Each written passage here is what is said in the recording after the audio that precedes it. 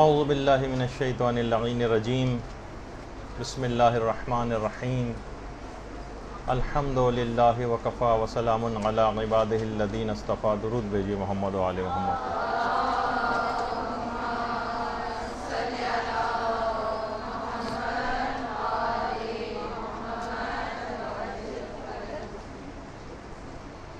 بہترین نماز کیسے پڑھیں، اس موضوع پر آج یہ ہماری 5ویں نشست ہوگی.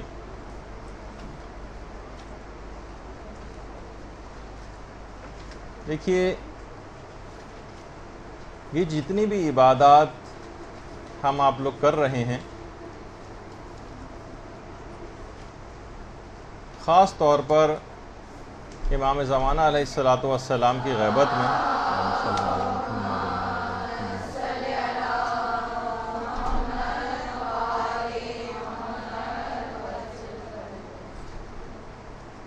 اس کی جتنی اہمیت آج کل کے دور میں ہے اور جتنا زیادہ ثواب اور فضیلت آج کل کے دور میں ہے، اس کے متعلق آیت اللہ بہجت یہ فرماتے تھے کہ زمانہ غیبت میں عبادت کرنے کا جو ثواب اور فضیلت ہے وہ امام زمانہ کے ظہور میں عبادت سے بھی زیادہ ہے. یعنی جب خود امام موجود ہوتا ہے، اس سے بہت سی چیزوں میں بڑی ڈھارس رہتی ہے، بہت ساری باتیں ایسی ہوتی ہیں کہ مومن کے دل کو ایک تقویت رہتی ہے. لیکن جب کوئی بھی شخص اپنے امام سے دور ہوتا ہے، یعنی فزیکلی امام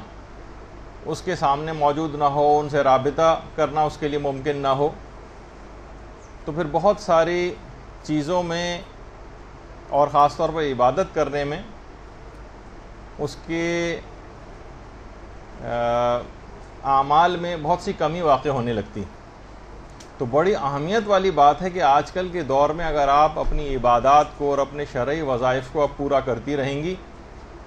تو بہت شرف اور فضیلت کی بات ہے، اور اس سے بھی زیادہ ہے کہ جو زمانے عصر ظہور میں آپ کریں گی. اور دیکھیے، ہمیں یہ چاہیے کہ اپنے معمولات زندگی میں سے جتنی بھی مصروفیات کیوں نہ ہوں، 10 منٹ کا تو ٹائم آدمی نکال ہی سکتا ہے، اور نمازوں کو تاخیر میں نہ ڈالے اور اپنے کاموں کو روک دے، اور 10-15 منٹ کا ٹائم اول اوقات میں یا اوقات فضیلت میں ضرور نکالے نمازوں کے لیے. اپنے کسی بھی دنیاوی کاموں کے سلسلے میں نمازوں کو تاخیر میں نہ ڈالے. اسی لحاظ سے دیکھیے، صرف پچھلی مرتبہ سعودی عربی کی مثال آئی تھی کہ وہاں پر دکانیں اس لحاظ سے بند ہو جاتی ہیں، بہت سے عرب ممالک میں بھی بند ہو جاتی ہیں. خود ایران میں اکثر دکاندار جو اس بات کے اول وقت میں نمازوں کو پڑھنے کے شیدائی شوقین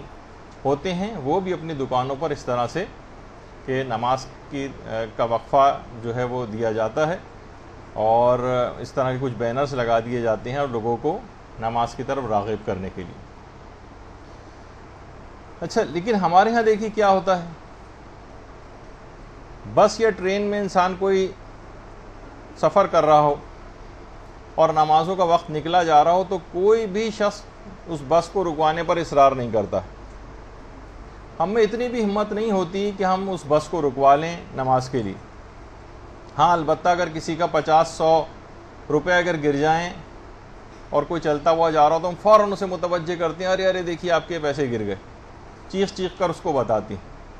لیکن کسی کی کوئی نماز قضا ہو رہی ہو، نمازوں کا وقت نکلا جا رہا ہو، کسی کو کوئی پرواہ نہیں. اس کے معنی یہ ہیں کہ اس کی 50-100 روپے کے برابر بھی اہمیت کا احساس لوگوں کے دل و دماغ میں نہیں. اصل بات یہ ہے کہ جو نیک اور نمازی افراد ہیں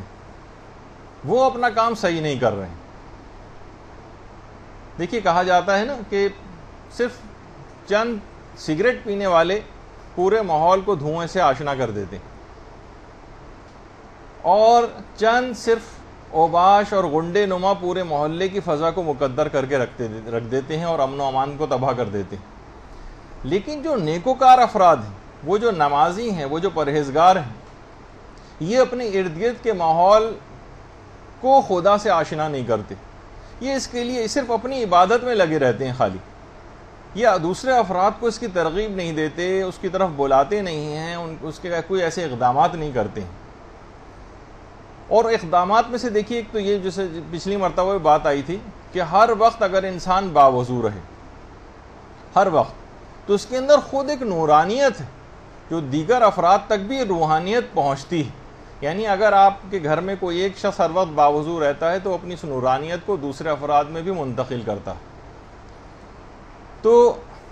بہت سی احادیث میں بھی یہ بات آئی ہے کہ جس طرح تم زندگی گزارو گے اسی طرح تم کو موت آئے گی. جس طرح بھی تم زندگی گزارو گے اسی طرح تم کو موت آئے گی. دیکھیے ہمارا عالمیہ کیا ہے آج کل کے دور میں. آج کا مسلمان تعلیم جو ہے وہ انگلینڈ میں حاصل کرنا چاہتا ہے، ملازمت امریکہ میں کرنا چاہتا ہے، اور رہنا جو ہے وہ کینیڈا میں چاہتا ہے، بات انگریزی میں کرنا چاہتا ہے، کھانے چائنیز کھانا چاہتا ہے، اٹیلین پیزا اور رشین سیلیڈ کھانا چاہتا ہے، مصنوعات جتنی ہیں وہ مثلا چائنا کی استعمال کرنا چاہتا ہے، چھٹیاں جو ہیں وہ یورپ میں گزارنا چاہتا ہے، فلمیں جو ہے کون کون سے ہالی اور بالی ووڈ جو ہیں گانے ان کے سننا چاہتا ہے. لیکن کیا ہے، زندگی کا اختتام وہ کربلا میں چاہتا ہے، اور تدفین جو ہے وہ چاہتا ہے کہ میری جنت البقیع میں ہو، اور موت کے بعد جو ہے وہ میں جنت میں چلا جاؤں. یعنی جینا کافروں کا سا چاہتا ہے، فاسقوں کا سا چاہتا ہے، فاجروں کا سا چاہتا ہے، لیکن مرنا اور انجام جو ہے وہ مقام حاصل کرنا چاہتا ہے متقین اور صالحین کا. دنیا میں زندگی اسلام مخالفوں کی طرح سے گزارنا چاہتا ہے، بے نمازی بن کر، جس طریقے سے جو اور احکامات شریعت سے لاپرواہ افراد ہیں ان کی طرح سے زندگی گزارنا چاہتا ہے، اور موت اہل ایمان کی طرح سے چاہتا ہے. یہ ممکن نہیں ہے. جیسی زندگی اس نے گزاری ہے ویسی ہی اس کو موت آئے گی. یہ جو حدیث ہے نا آپ کے سامنے، جیسی تم زندگی گزارو گے ویسی تم کو موت آئے گی، اور جس انداز میں تم کو موت آئے گی اسی انداز میں تمہارا حشر ہوگا، اسی انداز میں تم قیامت میں اسی طرح سے اٹھائے جاؤ گے. تو دیکھیے اگر ہم زندگی گزاریں گے باوضو ہو کر، ہر وقت کوشش کریں کہ باوضو رہا جائے، تو ہمیں نمازوں کی معراج ملے گی. اور جو کوئی شخص بھی ہر وقت باوضو رہنے کی کوشش کرتا ہے تو وہ خود بخود نماز کے لیے اس کے اندر ایک آمادگی پائی جاتی ہے. ایک فائدہ یہ ہوگا جو ہماری نماز سے مربوط ہے، اور خدا اگر اس دوران وہ مر گیا تو خدا اس کو شہید کی موت بھی نصیب کرتا، شہادت ملتی ہے جو کہ وضو کی حالت میں اس دنیا سے جاتا ہے. اچھا دیکھیے بہت سارے ہمارے، جیسے میں نے ابھی کہا نا کہ ہم جو ہیں جو نمازی ہیں، پرہیزگار ہیں، باوضو رہنے والے افراد ہیں، یہ دوسروں کو ترغیب نہیں دلاتے، جس کی وجہ سے لوگوں میں نیکیاں پھیل نہیں رہی. برائی کرنے والے برائیوں کو بہت زیادہ پھیلاتے ہیں. دنوں رات آپ ٹی وی پہ دیکھ لیں کون سی برائی کس کس نت نئے اینگل سے کرنے والے کتنی محنتیں کر رہے ہیں اور کتنا پیسہ خرچ کر رہے ہیں. نیکوکار حضرات نہ تو تبلیغ کر رہے ہیں نہ کوئی پیسہ خرچ کرتے ہیں دین کے لیے. تو پھر نتیجہ یہی ہوگا کہ جو بھی آدمی اس میں کام کرے گا وہی کامیابی بھی حاصل کرے گا. کامیابی تو کام سے ہوتی ہے نہ کہ حسن کلام سے. تو بہرحال ایک بزرگ تھے، وہ لوگوں کو دیکھیں کس طرح سے مشق کرواتے تھے اس کی. مہمانوں کے لیے دسترخوان لگ جاتا تھا اور اس کے بعد مخاطب کر کے کہتے تھے جب مہمان دسترخوان پہ بیٹھ جاتے تھے کہ میری بات کو دل کے کانوں سے سنو. یہ کھانا جو تمہارے سامنے رکھا گیا ہے لا کر، جب اس کی فصل کاشت ہو رہی تھی تو وہ بھی کاشت کی گئی تھی وضو کے ساتھ. میں نے اس فصل کو پانی دیا تھا وضو کے ساتھ، اس فصل کو کاٹا تھا میں نے وضو کے ساتھ، گندم کو بھوسے سے الگ کیا تھا وضو کے ساتھ، گندم کو پیسا گیا تھا وضو کے ساتھ، آٹا گوندا گیا تھا وضو کے ساتھ، روٹی پکائی گئی تو وضو کے ساتھ، اور روٹی کو دسترخوان پر لایا بھی گیا تو وضو کے ساتھ. اب کیا ہی اچھا ہو کہ آپ بھی وضو کر کے اس کو تناول فرما لیں.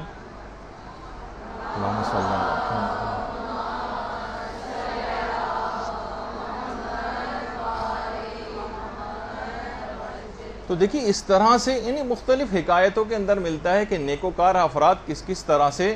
اس سلسلے میں کام کرتے تھے، اقدام کرتے تھے، لوگوں کو رغبت دلاتے تھے. دیکھیے علماء ایک بات بہت اچھی کہتے ہیں. دیکھیے کتا جو ہے وہ ہڈی دینے والے سے حق شناسی کا بہت اظہار کرتا ہے، اس کو دیکھ کر دم ہلاتا ہے، اس کے گھر کوئی اگر اجنبی یا کوئی چور آ جائے تو اپنے مالک سے نمک حلالی کرتا ہے، اس پر حملہ کر دیتا ہے اس چور کے اوپر.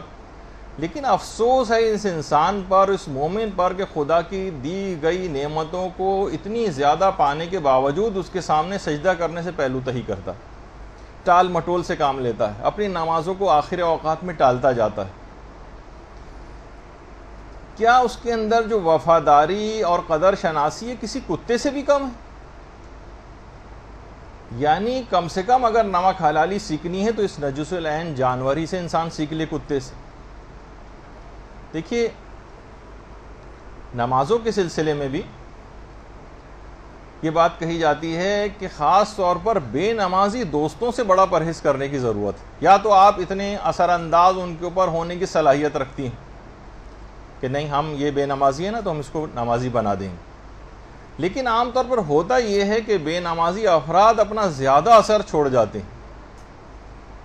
تو اگر ایسا کچھ ہو رہا ہو تو آپ کو ان سے پرہیز کرنا لازم ہے. دیکھیے جس طرح گندی مچھلیاں ہوتی ہیں نا وہ پورے تالاب کو خراب کر دیتی ہیں، اسی طرح سے جو دین سے لاپرواہ ہوگا وہ آپ کو بھی دین سے لاپرواہی کر دے گا. اس کے لیے بہت ضرورت اس بات کی ہے کہ انسان دیکھیے ایک ماحول اپنے ارد گرد بنائے، اپنے اوقات کو درس قرآن کے لیے، درس احکام کے لیے، درس سیرت ائمہ معصومین کے لیے، پیغمبر اسلام کی سیرت کے، اس طرح سے مختلف دعاؤں کے پروگرامز ہیں اور حدیث قصہ کے پروگرامز ہیں، دعائے توسل ہو رہی ہے، دعائے کمیل ہو رہی ہے، دعائے ندبہ ہو رہی ہے. یہ سارے کے سارے پروگرام جو ہیں ان کے اندر انسان جب بھی شرکت کرتا ہے تو اس کے اندر ایک روحانیت اور ایک معنویت پیدا ہوتی ہے اور وہ خود بخود اپنی نمازوں کی طرف متوجہ ہوتا ہے. یہ آپ کی یہ پروگرامز جو ہوتے ہیں اس طرح کے، یہ جہاں کہیں بھی خواتین خود اگر نہیں ہوتے آپ کے اطراف میں تو آپ انہیں منعقد کریں اپنے گھر میں، چاہے چھوٹے سے چھوٹے طور پر کیوں نہ صحیح. اس سے ایک بہت بڑا فائدہ یہ ہوگا کہ آپ کے دیکھیے ہر گھر میں ہر شخص ایک طرح کے لیول کا نہیں ہوتا.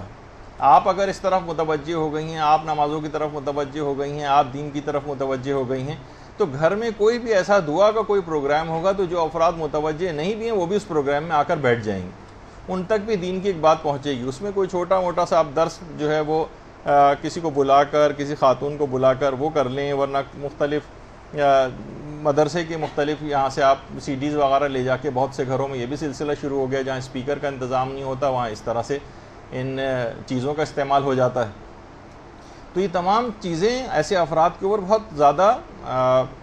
اثر انداز ہوتی ہیں. اسی طرح سے آپ کوشش کریں، جیسے کربلا ٹی وی ہے اور ایران کے مختلف چینلز ہیں جن کے اوپر مثلا نمازیں وغیرہ آتی ہیں، اور وہ اگر آپ ان کو دکھانے کا کوئی ایسا انتظام کریں، عام طور پر مغرب اور عشاء کی جو نمازیں جس انداز سے عام طور پر لوگ گھروں میں بھی ہوتے ہیں، اور کتنے بڑے بڑے علماء جو ہیں وہاں پر قوم اور مشہد کے، اور کبھی آیت اللہ شبیری زنجانی کی نماز آ رہی ہے، کبھی آیت اللہ ناصر مکارم شیرازی کی آ رہی ہے، تو کبھی آیت اللہ نوری حمدانی کی آ رہی ہے، کبھی رہبر معظم کی آ رہی ہے. تو ایک عجیب ایک روحانیت کا ایک سما اور ایک ماحول گھر کے اندر پیدا ہو جاتا ہے. یہ کربلا کی، تو یہ سب چیزیں آپ کو ماحول بنانا پڑے گا. نماز کا گھر میں ایک ماحول کریٹ کرنا پڑتا ہے، تو جو آپ کی روحانیت کو بھی سرشار کرے گا، آپ کی روح کو سرشار کرے گا،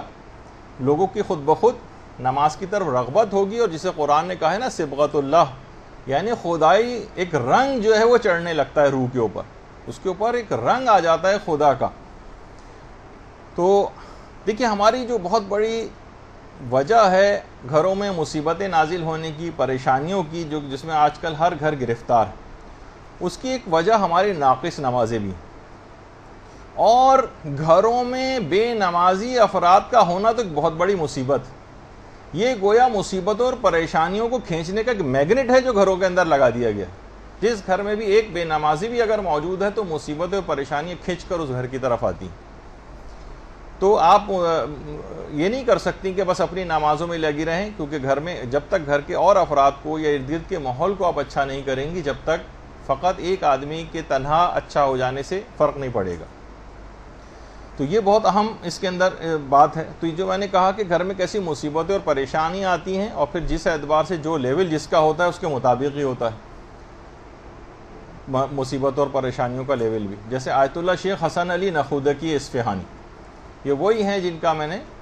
امام خمینی کے حوالے سے ایک دفعہ بتایا تھا عمل بھی. وہ ایک دفعہ آیت اللہ شیخ حسن علی نخودکی اصفہانی جو امام خمینی کے بھی استاد تھے، وہ خود انہوں نے اپنے ایک بیٹے کو ایک دفعہ وصیت کی تھی. کہا بیٹا یہ بات یاد رکھو، اگر تم 40 روز تک بھی روزانہ عبادت، ریاضت، دعائیں، تعقیبات، عرفانیات کے اندر تم ڈوبے بھی رہو اور فقط ان 40 دنوں میں سے ایک دن کی فجر کی نماز قضا ہو جائے تم سے، تمہاری ساری ریاضتیں ہباء منصورہ ہو جائیں گی، تمہاری ساری ریاضتیں مکمل ضائع ہو جائیں گی. یہ جو بھی آپ نے آیت دیکھی نا، اس کا ترجمہ ہے کہ پھر ہم ان کے اعمال کی طرف توجہ کریں گے اور سب کو اڑتے ہوئے خاک کے ذروں کی مانند بنا دیں گے. یعنی جب چیزیں قبول نہیں ہوتی نا نیک اعمال، تو جس طریقے سے ریت کے ذرات کے اندر کوئی چیز تبدیل ہو جاتی ہے، اعمال کا یہ حشر ہو جاتا ہے، ابھی جس کی تفصیل بھی آگے چل کر آئے گی. بیٹا میں نے اپنی، فرماتے ہیں شیخ حسن علی نخودکی اصفہانی، بیٹا میں نے اپنی پوری زندگی میں صرف ایک مرتبہ مجھ سے ایک نماز قضا ہو گئی تھی، اور اسی دن میرا بیٹا مر گیا تھا، تمہارا بھائی اسی دن مر گیا تھا، اور پھر خواب میں مجھ کو بتایا گیا کہ اس کی موت کا سبب میری وہ قضا نماز فجر تھی جو مجھ سے قضا ہو گئی تھی. وہ ٹھیک ہے کہ پروردگار ہر کسی کو اس امتحان سے نہیں گزارتا ہے، جن کے رتبے اتنے زیادہ بلند ہوتے ہیں ان کے لیے پھر مصیبتیں اور پریشانیاں بھی ایسی آتی ہیں، لیکن ٹھیک ہے خدا نخواستہ ہم تو اس پروردگار اس قسم کی مصیبت میں مبتلا نہ کرے، لیکن چھوٹے لیول کی مصیبتیں تو آتی ہیں نا. تو ایک نماز، یعنی کہہ رہے ہیں 40 روز تک بھی اگر تم مسلسل پورے کے پورے عرفانیت کے اندر ڈوبے رہو اور دنیا جہان کے نیک اعمال کر ڈالو اور فقط ایک دن نماز کو اپنی قضا کر دو، تو سارے اعمال تمہارے ریت کے ذروں میں تبدیل ہو جائیں گے، سب کیا کرایا بالکل بیکار ہو جائے گا. تو یہ بہت اہم بات ہے کہ یہ تمام خاص طور پر نماز کے سلسلے میں جو بے اعتدالیاں ہیں اور جو لاپرواہیاں ہیں، یہ کس طرح سے نقصان پہنچاتی ہیں. اور یہ آیت اللہ شیخ حسن علی نخودکی اصفہانی وہی ہیں جن کا ایک کیمیا والا نسخہ میں نے آپ کی خدمت میں بہت عرصے پہلے جو ہے وہ پیش کیا تھا. اچھا، اب دیکھیے یہ کہا جاتا ہے کہ نماز وہ فریضہ ہے جو سیدہ زہرا سلام اللہ علیہا نے ٹوٹی ہوئی پسلیوں کے ساتھ،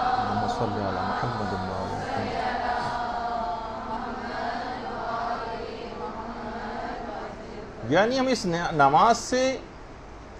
نماز سے پہلو تہی کر رہے ہیں جو سیدہ زہرا نے ٹوٹی ہوئی پسلیوں کے ساتھ ادا کی تھی، حضرت زینب سلام اللہ علیہا نے بندھے ہوئے ہاتھوں کے ساتھ ادا کی تھی. دیکھیے کہا جاتا ہے نا کہ محسن نقوی کا جو شعر ہے کہ محسن اس نماز کو کیسے میں چھوڑ دوں، زینب جو پڑھ رہی تھی لاشوں کے درمیان، اس کو ان مومن جو ہے اس کو نظر اندازی سے کام لے رہے ہیں اس سلسلے میں جو سید سجاد نے طوق و سلاسل میں انجام دی تھی اور جو حسین مظلوم نے خنجر تلے ادا کی. تو دیکھیے ایسی نماز اس کے بعد کبھی نہیں ہوئی. سجدے میں سر، گلے پہ خنجر، 3 دن کی پیاس، ایسی نماز پھر نہ ہوئی کربلا کے بعد. تو اس کو ماننے والے اتنی آسانی کے ساتھ اس کو ترک کر دیں اور اس کا حق ادا نہ کریں، چھوڑ کر سجدوں کو توہین محرم نہ کرو، بے نمازی ہو تو شبیر کا ماتم نہ کرو. کتنا اچھے شاعروں نے شعر اس سلسلے میں کہیں. جہاں نماز کے خلاف اشعار کہے گئے ہیں وہاں شاعروں نے اس کا بھی حق ادا کیا. تو بہرحال اب آ جائیے اپنے اس پچھلی گفتگو سے ہم متصل ہو جاتے ہیں یہاں پر کہ دیکھیے پچھلی بار ہماری گفتگو یہاں تک پہنچی تھی کہ اذان و اقامت دے کر ہم فارغ ہو گئے تھے اور اب ہم تکبیرۃ الاحرام کہنے جا رہے ہیں. لیکن تکبیرۃ الاحرام کہنے سے پہلے کچھ مستحبات ہیں اور اس کے بعد نیت کرنا ہوتی ہے نماز کی. دیکھیے ایک دعا ہے، اگر یہ بھی آپ یاد کر لیں ورنہ دیکھ کر بھی پڑھی جا سکتی. ظاہر ہے بھی تو نماز شروع نہیں ہوئی کہ مکروہ ہونے کا کوئی مسئلہ ہو. وجہت وجیہ للذی فطر السماوات والارض، یہ والی جو پوری دعا آپ کے سامنے ہے یہ آپ کو تمام کتابوں کے اندر بھی مل جائے گی. اس کو مستحب ہے کیونکہ ہم کوشش کر رہے ہیں کہ ہم بہتر سے بہتر نماز پڑھیں. تو اذان اور اقامت کے بعد اکثر علماء اس دعا کو بھی پڑھتے ہیں. اس کو اگر اس دعا کو پڑھ لیا جائے تو بہت اچھا ہے. اور اس کے علاوہ اگر آپ اپنے گناہوں سے استغفار کر لیں، صرف ایک مرتبہ استغفر اللہ ربی و اتوب الیہ سچے دل سے کہہ دیں، تو دیکھیے نماز قبول ہوتی ہے جب ذمے آپ کی دعائیں بھی اس وقت قبول ہوتی ہیں کہ جب آپ کے ذمے کوئی گناہ نہ ہو. تو اگر صرف اتنا سا جملہ اگر آپ کہہ دیں استغفر اللہ ربی و اتوب الیہ، تو سچے دل سے آپ کہیں گی تو آپ کی تمام گناہ بھی معاف ہو جائیں گے، اور اس کے بعد جو نماز پڑھی جائے گی وہ بھی انشاءاللہ ضرور قبول ہوگی، اور اس کے نتیجے میں دعائیں بھی قبول ہوں گی. البتہ یہ اتنا یاد رہے کہ اکثر لوگ اس کو خاص طور پہ پیش امام حضرات یا لوگوں کے دماغ میں یہ ہوتا ہے کہ دیکھیے اس کا عادل ہونا ضروری ہوتا ہے. لیکن لوگ کہتے ہیں کہ ٹھیک ہے اگر عدالت ہمارے سامنے کسی آدمی نے گناہ کیا اور وہی پیش امام بن کے کھڑا ہوا ہے اور وہ نماز سے پہلے استغفر اللہ ربی و اتوب الیہ کہہ رہا ہے، تو کیا اس کا یہ کہنا اس کی عدالت کو واپس لے آتا ہے؟ تو علماء نے کہا نہیں، اس جملہ کہنے سے عدالت واپس نہیں آتی جب تک کہ آپ کو یقین نہ ہو جائے کہ اس نے وہ جو گناہ آپ کے سامنے کیا تھا اس کی توبہ کی. لیکن اس میں کچھ باتیں مسائل اور بھی ہیں جو کہ ذرا باریکیاں ہیں، اس مسئلے کے اندر کچھ تفصیل بھی ہے، لیکن اس کو چھوڑتے ہوئے. اچھا، اب آپ کے سامنے ہم کچھ ایسی چیزیں بھی پیش کر رہے ہیں تاکہ آپ کو اندازہ ہو جائے کہ خود مجتہدین کرام بھی کتنا زیادہ ان چیزوں کا اہتمام کرتے ہیں.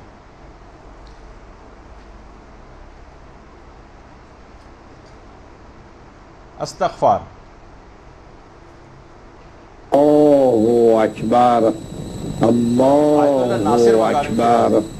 لا الہ الا اللہ. اب دیکھیے استغفار کریں گے تکبیرۃ الاحرام سے. اعوذ باللہ السمیع العلیم من الشیطان الرجیم. الہی استغفرک من جمیع ذنوبی و اتوب الیک. اللہ اکبر. بس اتنا آپ حی علی خیر العمل، حی علی خیر العمل، قد قامت الصلاة، قد قامت الصلاة. اللہ اکبر، اللہ اکبر، لا الہ الا اللہ، استغفر اللہ ربی و اتوب الیہ.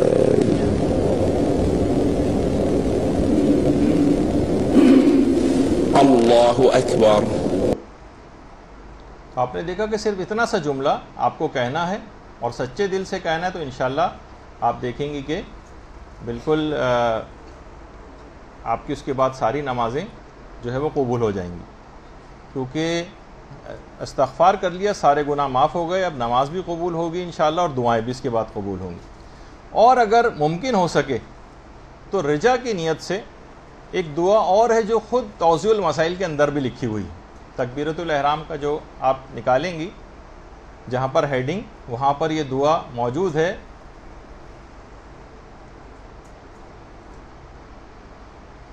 یا محسن قد اتاک المسیء، ایک دعا ہے. اور ہم آپ کو سناتے ہیں کہ مجتہدین بھی اس دعا کا بڑا اہتمام کرتے ہیں، البتہ بنیت رجا یہ دعا پڑھی جاتی. تو اگر یہ بھی ممکن ہو سکے تو یہ دعا بھی پڑھ لی جائے. یہ آیت اللہ جعفر سبحانی ہیں.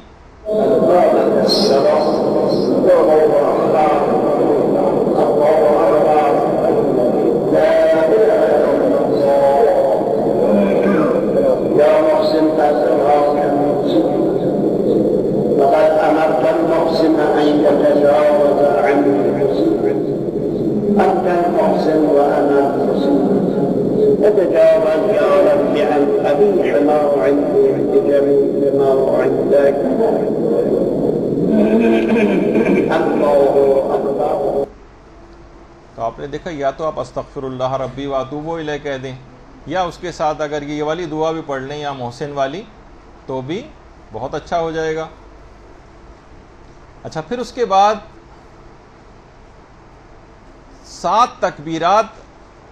کہنا بھی ثواب رکھتا ہے. ویسے تو ان تکبیرات کے درمیان کچھ دعائیں بھی ہیں، اور ان تکبیرات کو تکبیرۃ الاحرام سے پہلے 6 تکبیرات اور کہی جاتی ہیں. آقا سیستانی بھی فرماتے ہیں کہ یہ بنیت رجا کہی جائیں گی, یعنی اللہ اکبر اللہ اکبر اللہ اکبر, اور اس طرح کر کے 6 دفعہ آپ اللہ اکبر کہیں, اور آخری جو تکبیر ہوگی اس کو تکبیرۃ الاحرام قرار دے دیں. اسے تکبیرات افتتاحیہ کہا جاتا ہے, اور ان کا بہت ہی زیادہ ثواب, بہت زیادہ. ابھی آپ سنیں گے جیسے آگے. یعنی یہ 7 تکبیرات کہی جائیں,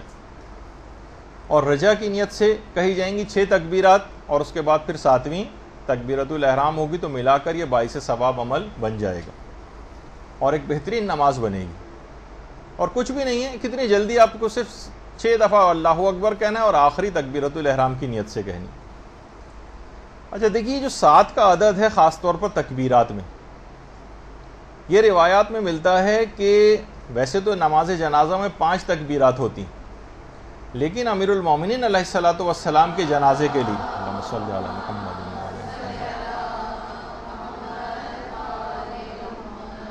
محدث نوری نے بھی اس روایت کو لکھا ہے کہ امیر المومنین کے جنازے میں 7 تکبیرات جو ہیں وہ ادا کی گئی تھیں,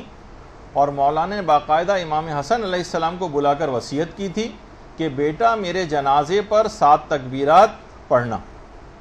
ورنہ عام طور پر تو جنازے میں 5 ہوتی ہیں. اور شیخ مفید نے اپنی کتاب ارشاد میں بھی اس روایت کو لکھا ہے, اور اس کے علاوہ ابن طاؤس نے فرحت الغرا کے نام سے جو کتاب ہے اس میں بھی اس روایت کو لکھا ہے. اور مولا نے یہ بات بھی کہی تھی کہ میرے بعد اگر کسی کے لیے کسی کے جنازے میں 7 تکبیرات جائز ہوں گی تو وہ فقط اور فقط حضرت قائم ہوں گے, ان کے علاوہ کوئی اور نہیں ہو سکتا. اللہم صلی علی محمد.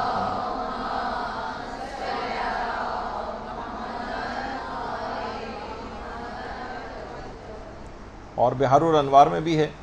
اور شیخ عباس قمی نے بھی اپنی کتاب منتہی الاعمال میں لکھا ہے اس کو, کہ پیغمبر اسلام نے, دیکھیے جو تکبیرات ہیں, ویسے تو اس پہ تکبیرۃ الاحرام جب ہم ذکر کریں گے اس وقت اس کی بڑی تفصیل آئے گی. حضرت فاطمہ بنت اسد جو مولا کائنات کی والدہ گرامی تھیں, اللہم صلی علی محمد وعلی محمد,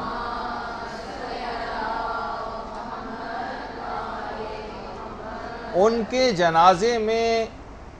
پیغمبر نے 40 تکبیرات کہی تھی, 40. اور روایت میں کہ حضرت حمزہ کے جنازے میں 70 تکبیرات کہی گئی تھیں, 70. یہ مدینے میں حضرت حمزہ سید الشہداء کی قبر مبارک. درود بھیجیے محمد و آل محمد.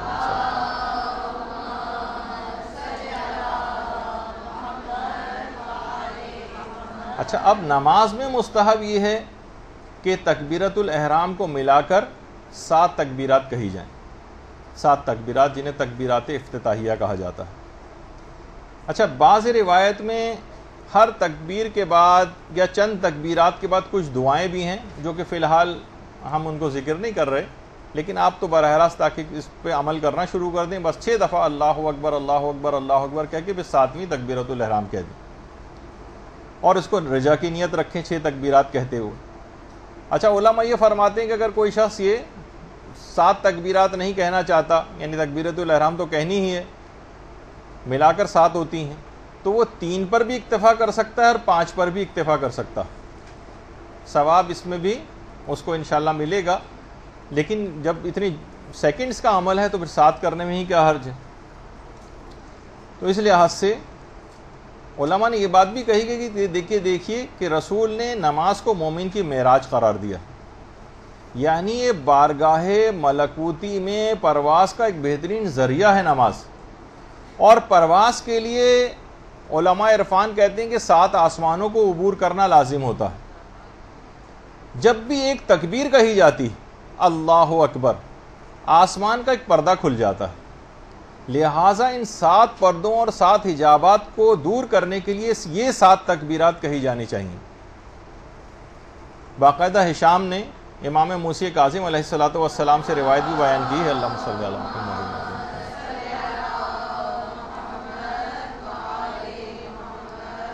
اور اس روایت میں اس کی وجہ بھی بیان کی ہے جو کہ کتاب من لا یعذرہ الفقی میں شیخ صدوق نے نقل کی ہے, کہ جب پیغمبر اسلام نے آسمانوں کی سیر کی تھی تو پیغمبر اسلام 7 جو ہے وہ پردوں کو کراس کرتے ہوئے پہنچے تھے اور ہر حجاب اور پردے کے نزدیک آ کر ایک تکبیر پڑھتے تھے، اللہ اکبر یہ کہتے تھے، اور ان تکبیرات کے وسیلے سے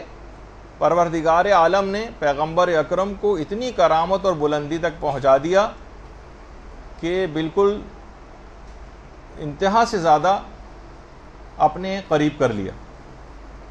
تو اگر مومن بھی ایسا کوئی کام کرے اور یہ 6 تکبیرات یا 7 تکبیرات کہے تو اس طرح سے اس کی وہ نماز وہ تمام حجابات کو چاک کرتی ہوئی معراج پر پہنچ جائے گی۔ اور حضرت امیر المومنین علی ابن ابی طالب علیہ الصلوۃ والسلام نے اللہم صلی علی محمد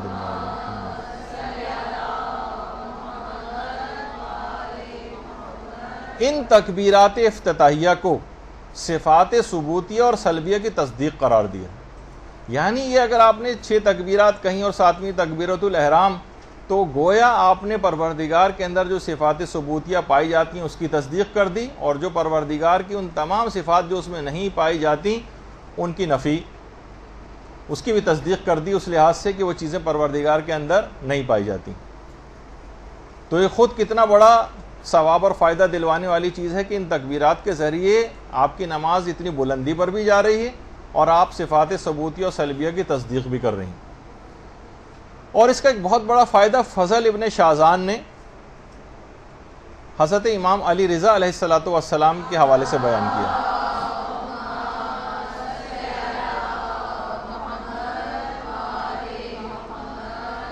ہمارے 8ویں امام کے صحابی فضل ابن شازان، ان کا نیشا پور میں مزار بھی ہے، کہ امام فرماتے ہیں کہ اگر نمازی نماز کے دوران جو یہ مستحب تکبیرات کہی جاتی ہیں، جیسے آپ رکوع میں جانے سے پہلے اللہ اکبر کہتی ہیں، پھر رکوع سے اٹھنے کے بعد، پھر سجدے میں جاتے، سجدے سے اٹھ کر پھر دوبارہ سجدے میں جاتے وقت جتنی بھی مستحب تکبیرات یہ آپ کہہ رہی ہیں، امام فرماتے ہیں کہ اگر کوئی شخص دوران نماز کچھ مستحب تکبیرات کو بھول جائے تو شروع میں کہی گئی یہ تکبیرات جو ہیں اس بھولی ہوئی تکبیرات کی کمی کو پورا کر دیتی۔ تو بہت بڑا فائدہ یہ بھی ہے کہ دوران نماز اکثر یہ ہوتا ہے کہ انسان تکبیر کہنا بھول گیا اور وہ مس ہو گئی اس سے، تو شروع میں کہی گئی یہ 7 تکبیرات اس کمی کو بھی پورا کر دیں گی۔ اور اس کی ایک اور وجہ جو تہذیب الاحکام جو کتاب ہے شیخ طوسی کی، اس میں بھی وجہ بتائی گئی ہے، اور من لا یحضرہ الفقی میں بھی اس کی وجہ شیخ صدوق نے بتائی ہے، اور ہمارے چھٹے امام امام جعفر صادق علیہ الصلوۃ والسلام کی روایت۔ اللہم صلی علی محمد۔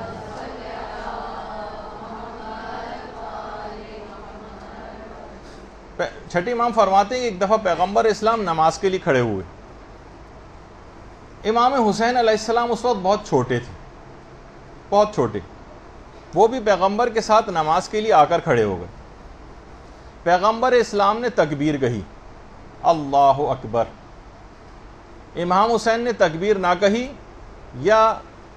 تکبیر کو صحیح طور پر ادا نہ کر سکے کیونکہ وہ عمر میں بہت چھوٹے تھے، صحیح طور پر ادا نہیں کہی۔ پیغمبر اسلام نے پھر تکبیر کہی۔ روایت میں ہے کہ امام حسین اس تکبیر کو بھی صحیح طور پر نہ کہہ سکے، ایک بچہ بہت چھوٹا ہوتا ہے صحیح طور پر بول نہیں پاتا۔ رسول تکبیرات کہتے گئے اور منتظر تھے کہ امام حسین علیہ السلام کب صحیح طور پر تکبیر کہیں گے۔ 5ویں امام نے الگ سے بھی ایک روایت میں یہ بات بیان کی ہے کہ امام حسین علیہ السلام نے ابتدا میں بچپنے میں بولنے میں اتنی تاخیر کی تھی کہ پیغمبر اسلام کو امام حسین کی قوت گویائی نہ ہونے کا خوف پیدا ہو گیا تھا۔ یہ 5ویں امام کی باقاعدہ روایت۔ خیر، پیغمبر اسلام تکبیرات کہتے گئے، یہاں تک کہ جب پیغمبر نے 7ویں تکبیر کہی تو امام حسین نے بھی کہا اللہ اکبر، بالکل صحیح طرح سے۔ اس وقت سے یہ تکبیرات افتتاحیہ مستحب قرار پائیں۔ درود بھیجیے محمد علیہ وسلم۔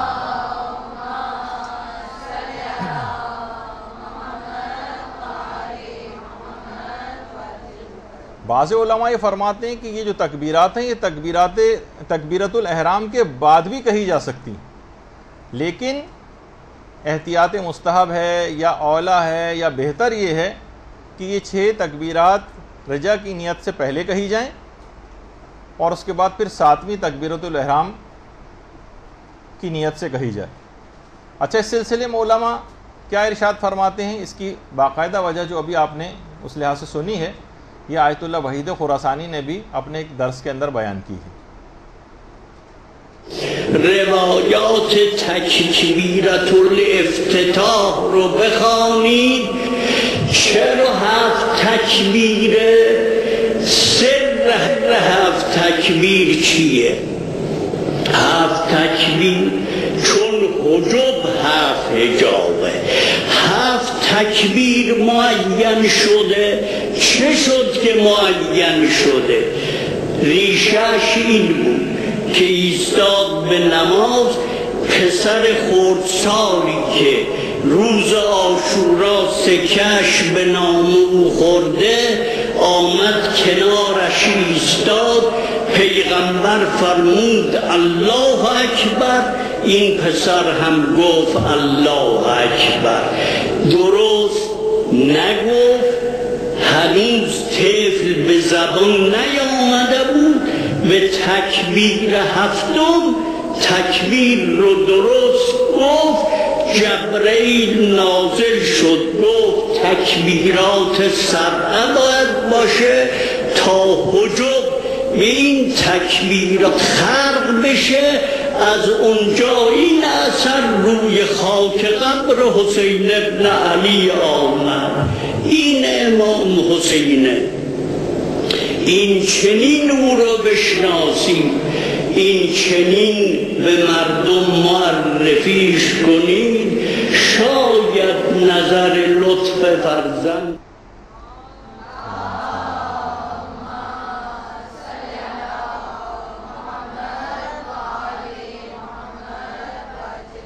تو آپ نے دیکھا کہ بس آپ نے اذان و اقامت کہہ کے ختم کی، اس کے بعد آپ نے استغفر اللہ ربی و اتوب الیہ کہا، اس کے بعد یا محسن قد اتاک المسیء یا انی وجہت وجہی للذی فطر السماوات والارض والی دعا، اور اس کے بعد 6 تکبیرات ویسے کہیں اور 7ویں تکبیرۃ الاحرام قرار دے کر، اور اس کے بعد پھر آپ نے نماز شروع کر دی۔ اچھا، اب نماز تو شروع کریں گے، لیکن اس سے پہلے نماز کی نیت کرنا ہوتی۔ نیت، جس کے متعلق یہ بات کہی جاتی ہے کہ تمام اعمال کا دار و مدار ہی نیت کے اوپر ہے۔ بعض علماء تو یہاں تک بات فرماتے ہیں کہ انسان عمل تو سیکھتا ہے، نیت کرنے بھی سیکھے۔ دیکھیے بہت بڑا مسئلہ ہے یہ، اور یہ فقط نمازوں روزوں وغیرہ کی سے ہی مربوط نہیں نیت کرنے کا مسئلہ، یہ ہر عمل کے لیے نیت ہے۔ صرف نیت سے دیکھیں کتنا فرق پڑ جاتا ہے، جیسے تصویر کے اندر بیان کیا گیا۔ یہ تینوں افراد بیٹھ کے کھانا کھا رہے ہیں، ایک کی نیت یہ ہے کہ میں اس سے طاقت حاصل کروں گا، ماروں پیٹوں گا، غنڈہ بدماش ہے۔ دوسرا جو ہے اپنے پیٹ پوجا کے چکر میں لگا ہوا، اسے کھانے بہت پسند ہے مثلا۔ اور تیسرا جو ہے یہ سوچ رہا ہے کہ میں نماز اس سے پڑھوں گا، اپنی عبادت کروں گا اور اس سے مجھے طاقت آئے گی۔ تو ایک ہی عمل ہے کھانا، لیکن نیتوں کے فرق سے اس تمام کھانے کے جو اثرات ہیں وہ تبدیل ہو جائیں گے۔ اسی طریقے سے بالکل دیکھیے یہ نیتوں کا مسئلہ بھی، تو انسان کو چاہیے کہ عمل تو سیکھتا ہی ہے، نیت کرنے بھی سیکھے۔ اچھا، بعض علماء یہ بات بھی کہتے ہیں کہ نیت کتنی بھی اچھی ہو دنیا لیکن تم کو تمہارے دکھاوے سے جانتی، اور دکھاوا کتنا بھی اچھا ہو اللہ تم کو تمہارے نیتوں سے جانتا۔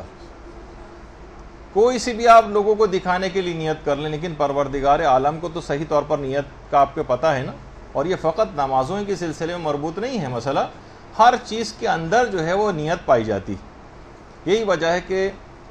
حجت الاسلام والمسلمین شہید علامہ عارف حسین الحسینی کہا کرتے تھے کہ کام کریں لیکن خدا کے لیے کریں۔ اگر زیادہ کام کیا لیکن خدا کے لیے نہیں کیا تو یہ سراب جیسا ہوگا جیسے جو دور سے انسان کو پانی نظر آتا ہے لیکن جب نزدیک آتا ہے تو کچھ بھی نہیں ہوتا۔ تو واقعتاً انسان کو اپنی نیت کے سلسلے میں بہت محتاط روی کا مظاہرہ کرنا چاہیے، اور اپنے اعمال کو اخلاص کے ساتھ قربتاً الی اللہ کی نیت کے ساتھ سیکھنا ضروری، کیونکہ نیت کی جو پہنچ ہے وہ عمل سے بھی دور تک ہے۔ عمل تو دیکھیے ختم ہو جاتا ہے، بس ادھر آپ نے سلام نماز کہا اور عمل ختم ہو گیا، لیکن نیت کی پہنچ بہت دور تک ہے اور اس کے مطابق ہی اعمال کی قبولیت کا دار و مدار ہو جاتا ہے۔ یہ جو نیت ہے اس کی اہمیت اتنی زیادہ علماء بیان کرتے ہیں کہ یہ چھوٹے سے چھوٹے عمل کو بھی پہاڑوں کے برابر بنا دیتی اور بڑے سے بڑے عمل کو بھی رائی کے دانے کے برابر چھوٹا کر دیتی۔ یہی وجہ ہے نا کہ اعمال کا دار و مدار نیت پہ قرار دیا گیا۔ عرفاء یہ بات بیان فرماتے ہیں کہ جتنی مشکل ہمیں نیت کی درستگی میں نظر آئی ہے اتنی کسی چیز میں نظر نہیں آئی۔ سب سے مشکل ترین کام نیت کی درستگی۔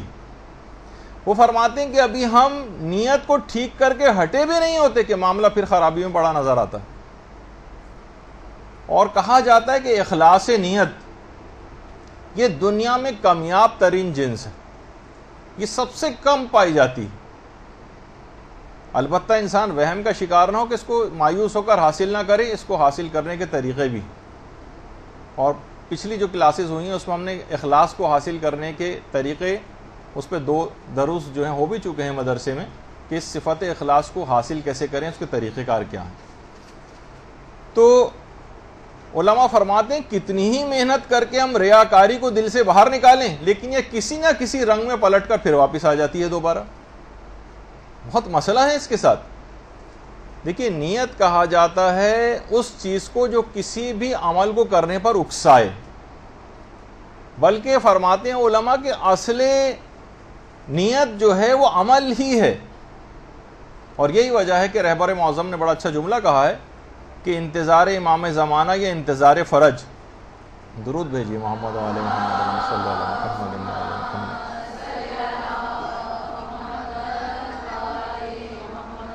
یہ کسی قلبی کیفیت کا یا کسی نیت کا نام نہیں بلکہ یہ عمل سے عبارت ہے۔ رہبر معظم یہ بات کہتے ہیں کہ یہ نہیں کہ آپ انتظار فرج کے معنی ہیں کہ آپ کیلنڈر لے کے بیٹھ جائیں یا بس جیسے آدمی گھر میں بیٹھا ہوا انتظار کر رہا ہوتا ہے، نہیں، وہ فرماتے ہیں کہ یہ عمل سے عبارت ہے۔ یعنی انتظار فرج کو جب بھی افضل عبادت کہا گیا ہے یعنی ایک عمل کا نام ہے، یہ صرف خاموش بیٹھنے کا نام نہیں، یہ اپنی دینی ذمہ داریوں سے پہلو تہی کر کے چشم پوشی کرنے کا نام نہیں، یہ ایک ایکٹیو دینی لائف گزارنے کا نام ہے انتظار فرج۔ تو اب یہ بات ہے کہ دیکھیے نیت، جو بھی نیت عمل کو آواز نہ دے وہ بیکار ہے۔ جب ہی کہا جاتا ہے نا کہ آوارہ گرد کی کوئی منزل نہیں ہوتی، اس کا کوئی نیت اور ارادہ نہیں ہوتا، بس نکل گیا باہر، ادھر جا رہا ہے ادھر جا رہا ہے، اسی کو آوارہ گرد کہتے ہیں۔ اور نیت کے بغیر کبھی کوئی چیز وجود میں نہیں آتی، اور ہر کام میں نیت ہے۔ نہ کوئی چیز وجود میں آ سکتی ہے نیت کے بغیر، نہ کوئی چیز باقی رہ سکتی۔ دیکھیے ذہنی تصور سے ہماری نیت کا آغاز ہوتا ہے، جو پھر وہ تصور پھر عزم و ارادے میں ڈھلتا ہے، پھر عمل وجود میں آتا ہے۔ ایک چھوٹا سا دانہ ترقی کرتے کرتے کھیت میں تبدیل ہو جاتا ہے، اور اگر اسی کھیت کو کیڑا لگ جائے تو پورا کھیت برباد نظر آتا ہے۔ یہی حال نیتوں کا بھی۔ اور کبھی کہا جاتا ہے کہ نیتیں آندھیوں کی طرح اختیار کر لیتی ہیں کہ تمام عمل کو وہ آندھی برباد کر کے رکھ دیتی ہے، اور اسی کو اعمال کا ہفت ہونا کہا جاتا ہے۔ نیتوں کی وجہ سے اعمال بھی ہفت ہو جاتے ہیں۔ ایک ہے ہمارے غلام علی وزیری صاحب سے، کبھی آپ فرمائش کر کے سنیے گا، اس کو بہت اچھا ایکسپلین کرتے ہیں کہ ہوتا ہے اعمال کا ہفت ہو جانا اور ایک ہوتا ہے اعمال کا ضبط ہو جانا۔ ہفت میں اور ضبط میں فرق ہے، اس کی ایک بڑی اچھی تفصیل بیان کرتے ہیں جو انہی سے آپ سنیے گا۔ اچھا، اب اپنے عمل کو انسان کبھی بھی بڑا نہ سمجھے، وہی نہ سمجھے کہ میں نماز پڑھ کر گویا اللہ کے اوپر ایک بہت بڑا احسان کر رہا ہوں، جیسے کہ عام طور پر اس طرح کے بہت سے خیالات انسان کے دل و دماغ میں پیدا ہوتے ہیں۔ ایک سینئر طالب علم تھے ایک مدرسے کے، وہ نماز جماعت، کیونکہ بہت سینئر ہو گئے تھے، نماز جماعت نہیں پڑھاتے تھے، لیکن جب بھی ان کے استاد ان سے کہتے بھائی آپ نماز جماعت جو ہے پڑھائیے، وہ کہتے نہیں ابھی میں اس قابل نہیں۔ تو ان کے استاد بڑا اچھا جملہ کہتے تھے کہ جب تک آپ اپنے آپ کو اس قابل نہیں سمجھتے جب تک پڑھاتے رہیے، اور جب کسی قابل سمجھنے لگیں گے اس وقت پڑھانا بند کر دیجیے گا۔ مقصد کہنے کا یہ ہے کہ اپنے آپ کو بڑا سمجھنا، یہ تو جب خیال پیدا ہو گیا تو وہیں سے ہی خرابی شروع ہو جائے گی۔ جب ہی کہا جاتا ہے کہ آپ لوگ بھی اپنی نیت کو، یہ جو علم دین حاصل کرنے آپ آ رہی ہیں، آپ کی نیت یہ نہیں ہو کہ میں بہت بڑی کوئی آپ نے ایک آئیڈیل بنایا ہوا ہے کہ میں فلاں عالمہ کی طرح سے، فلاں ذاکرہ کی طرح سے، کتنی اس کی شہرت ہے، وہ دیکھیے ٹی وی پر آتی ہے، وہ اس کو نہ فلاں ٹاک شوز کے اندر بلایا جاتا ہے، خود بخود آپ کہیں میں ایسا بننا چاہتی ہوں. اس کا مطلب یہ ہے کہ آپ کے دل و دماغ کے اندر اس لحاظ سے کوئی بڑا بننے کی فکر پائی جاتی. دیکھیے آیت اللہ وحید خراسانی، جن کا ابھی آپ تکبیرات افتتاحیہ کے سلسلے کی گفتگو سن رہی تھیں، یہ خود بہت اچھی بات انہوں نے بیان کی جو ہمارے مولانا شہریار عابدی صاحب نے پچھلی اتوار کو جب وہ آئے تھے تو انہوں نے بھی ذکر کی تھی. وہ فرماتے ہیں آیت اللہ وحید خراسانی کہ اگر کوئی طالب علم 20 سال تک اس نیت کے ساتھ علم حاصل کرتا رہے کہ میں بڑا عالم دین بنوں، بڑا، تو انہوں نے کہا کہ 20 سال گزرنے کے بعد وہ یہ سوچے کہ اس نے پورے 20 سال کسی عبادت میں نہیں بلکہ بت پرستی میں گزارے. بت پرستی اس وجہ سے کہ اصل دین، اصل جو بلکہ نیت ہے وہ ہے کہ میں پروردگار کے اس دین کا خدمت گزار بن جاؤں، چاہے میں لوگوں کی نگاہ میں بڑا نہ بن سکوں، چاہے آپ بہت بڑی ذاکرہ نہ بنے. کسی ہو سکتا ہے کہ کسی چھوٹے سے مدرسے کے اندر آپ پڑھانا شروع کر دیں، معمولی سی 4-5 خواتین پر مشتمل آپ کے درس ہوتے ہوں، لیکن وہی پروردگار کیونکہ نیتوں کے باعث پروردگار چھوٹے سے چھوٹے عمل کو بے انتہا بڑا کر دے گا. اور ہو سکتا ہے کہ بہت سارے افراد جن کی شہرت ترقی کر جاتی ہے ان کے متعلق یہ بات کہی جاتی ہے کہ جس کی بھی شہرت ترقی کرتی ہے بہت مشکل ایسا ہوتا ہے کہ اس کی آخرت محفوظ رہ سکے. بہت اپنے آپ کو بچا کے چلتا رہے گا تو آخرت محفوظ ہوگی اس کی، ورنہ آخرت اس کی برباد ہو جائے گی. تو اصل میں آپ کی یہاں پر علم دین حاصل کرنے کی نیت بھی یہ ہونی چاہیے کہ میں خدمت گزار اہل بیت بنوں، میں دین کی ایک خدمت گزار بن جاؤں، پروردگار مجھ سے دین کا کوئی بھی کام لیتا رہے، ساری زندگی بس آپ اس پہ لگ جائیں کہ میں لوگوں کے وضو صحیح کرواؤں گی، میں بس لوگوں کی نمازیں صحیح کرواؤں گی، میں خواتین کا پردہ صحیح کروا دوں گی، میں مثلا تربیت اولاد کے صرف لیکچرز اور اس پہ مشتمل چیزیں جو ہے وہ لیا کروں گی، میں مثلا خواتین کے جو مخصوص فقہی مسائل ہیں اس کی مہارت حاصل کر کے ان کی تمام عبادتوں کو صحیح کرواؤں گی. یہ اگر کوئی نیت بنا لے تو خود بخود وہ بہت بڑا اس کا یہ عمل بن جائے گا اپنی نیت کی وجہ سے. اور اگر بڑا بننے کے لحاظ سے طالب علموں کے بھی بچپنے سے یہ چیز سکھانی چاہیے کہ یہ نہ بس وہ یہ سوچیں کہ نہیں ہمیں بہت بڑا ایک شہرت کا حامل بننا ہے، نہیں، ورنہ یہ کیا ہوگا کہ اس کی خود بخود جب ہی ہمیں دیکھتے ہیں کہ لوگوں کے اندر نیتوں کی فتور کی وجہ سے بعد میں بھی تبدیلی نہیں آ پاتی اور وہ اپنی زندگی جو ہے غیر صالح انداز سے گزارتے ہیں. تو نیت کا صحیح ہونا بہت ضروری ہے، اور یہی وجہ ہے کہ اگر نیت صحیح نہ ہو تو شہادت جیسا مرتبہ ملتے ملتے بھی ہلاکت کے اندر تبدیل ہو جاتا ہے. وہ نہیں تھا وہ ایک واقعہ کہ جس کو جو شہید ہوا تھا، مارا گیا تھا، لیکن اس کا نام تاریخ کے اندر قتیل الحمار کے نام سے مشہور ہو گیا کہ اس کی نیت یہ تھی کہ میں مخالف پر حملہ کر کے اس کے گدھے کو حاصل کر لوں. یعنی مارا تو گیا وہ، اور اپنی نیت کی وجہ سے صرف راہ گدھا کا جو ہے وہ قتیل کہا گیا یا شہید کہا گیا، بجائے خدا کی راہ میں مارا جاتا وہ گدھے کی راہ میں مارا گیا. تو اس لحاظ سے اگر آپ دیکھیں تو لوگ دیکھیں نیتوں کے فرق کی وجہ سے ثواب اور اثرات اس کے مرتب ہوتے ہیں. ریڈ لائٹ پر جب سرخ سگنل جو ہے روشن ہوتا ہے کسی جگہ پر، سب لوگ کھڑے ہوئے ہوتے ہیں انتظار میں.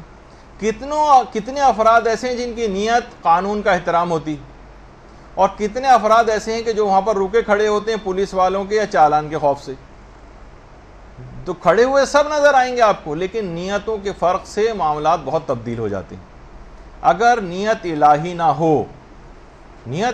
ہو تو عمل عبث ہو جاتا ہے. یہی وجہ ہے کہ ہمارے چھٹے امام جعفر صادق علیہ الصلوۃ والسلام فرماتے ہیں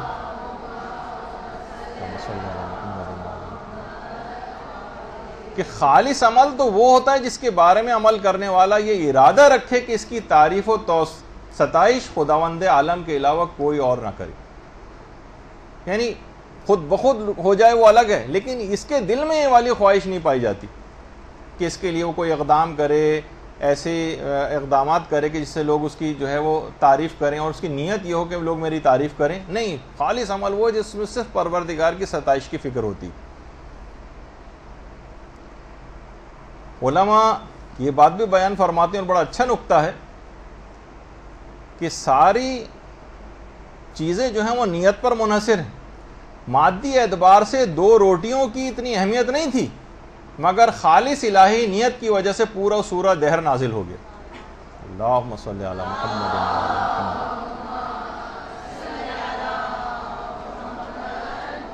کتنے افراد روٹیاں دیتے ہیں اور بڑے بڑے دیگے تقسیم کرواتے ہیں، اور وہاں سو کی 2 روٹیاں صرف دی گئی تھیں اور پورا سورہ دہر یا سورہ انسان نازل ہو گیا.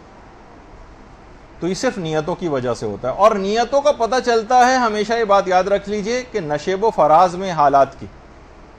یہ بہت پرسکون زندگی جس میں کوئی چہل پہل اور وہ حرکت نہ ہو، اس کے اندر بعض اوقات نیتیں چھپی رہ جاتی ہیں. صرف عمل سامنے ہوتا ہے، اس پہ انسان قیاس کرنے لگتا ہے. نہیں، جب حالات کے مد و جزر اور نشیب و فراز آتے ہیں نا، اس وقت صحیح نیتوں کا پتہ چلتا ہے. دیکھیے، اگر نیت قوی ہے تو بدن کا ضعف عمل کو روک نہیں سکتا. آپ نے دیکھا نا کتنے بزرگ افراد ہوتے ہیں ایسے، ہم حج و عمرے کے اوپر دیکھتے ہیں کہ بالکل رکوع کی حالت میں تقریباً چل رہے ہوتے ہیں، جو کہ ہم سوچتے ہیں کہ یہ تو ان کو تو اپنے ملک سے یہاں پر آنا نہیں چاہیے تھا، لیکن حج جیسی صعوبت کو برداشت کرتے ہیں، آ کر بالکل رکوع کے اندر یعنی سیدھے طور پر بھی نہیں کھڑے ہو سکتے، اتنے بزرگ افراد. تو اگر ان کی نیت قوی ہوتی ہے تو بدن کا ضعف پھر عمل کو نہیں روکتا، اور اچھی نیت ہی اپنے صاحب کو جنت کی طرف لے جاتی. اور اچھی نیت کا ایک فائدہ یہ ہوتا ہے جو ہمارے چھٹے امام نے بھی جملہ ارشاد فرمایا ہے کہ اللہم صلی علی محمد و علی محمد،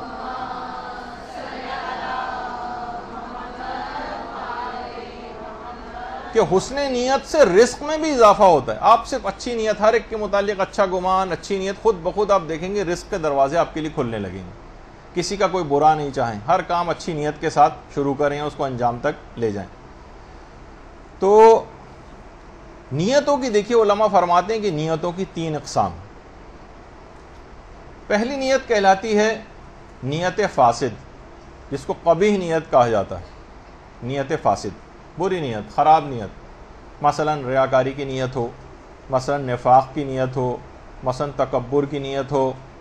مثلا خواہش نفس میں وہ کام کر رہا ہے، یہ والی نیت ہے. حب جاہ اور شہرت کے لیے نیت ہے، میں اس کام کے ذریعے لوگوں میں مشہور ہو جاؤں. یہ فاسد نیتیں، فاسد نیتیں، قبیح نیتیں، یہ پہلی قسم. دوسری قسم کہلاتی ہے جسے نیت حسن کہتے ہیں، خوب نیت، بہت اچھی. اس میں کیا ہے؟ خدا کے عذاب سے محفوظ رہنے کی نیت، یا مثلا جنت کے حصول کی نیت. یہ بھی کوئی بیکار نیت نہ سمجھیں اس کو، یہ والی نیتیں بھی بالکل ٹھیک ہیں کہ مجھے جنت حاصل ہو جائے، مجھے ثواب حاصل ہو جائے. اکثر لوگ ان کا مذاق اڑانے لگے ہیں آج کل، اور وہ امیر المومنین والی نیت کو کہتے ہیں کہ بس صرف وہ ہونی چاہیے خدا کو خدا جان کر. وہ ان کا رتبہ اور مرتبہ ہے، عام لوگوں کے لیے اس تک پہنچنا بھی بے انتہا تقریباً ناممکن کے قریب ہی ہو سکتا ہے. اگر کوئی بہت درجہ حاصل کر لے تو ایک الگ بات. لیکن یہ نیت بھی خوب نیت، کیونکہ پروردگار نے اس کی شوق دلا ہے جنت کا، اور جہنم سے بچنے کی ترغیب جو ہے وہ دلائی گئی کہ اس سے بچو. تو یہ والی بھی اگر نیت ہے عذاب الہی سے بچنے کی نیت، تو یہ نیت بھی حسن اور خوب کہلاتی. اور تیسری نیت ہے جسے نیت احسن کہتے ہیں، یعنی خوب تر نیت. یعنی اس میں نہ تو کوئی دنیاوی نیت ہوتی ہے اور نہ اخروی نیت ہوتی. اور آپ فرماتے ہیں کہ صرف اور صرف خالص خوشنودی پروردگار کی نیت ہوتی، جو کہ امیر المومنین کا بھی جملہ تھا نا، وہ اسی کی تشریح تھا کہ میں نے صرف خدا کو خدا جان کر عبادت کی، نہ جنت کے لالچ میں کی ہے نہ دوزخ کے خوف سے. اچھا دیکھیے، نیت اگر صحیح ہو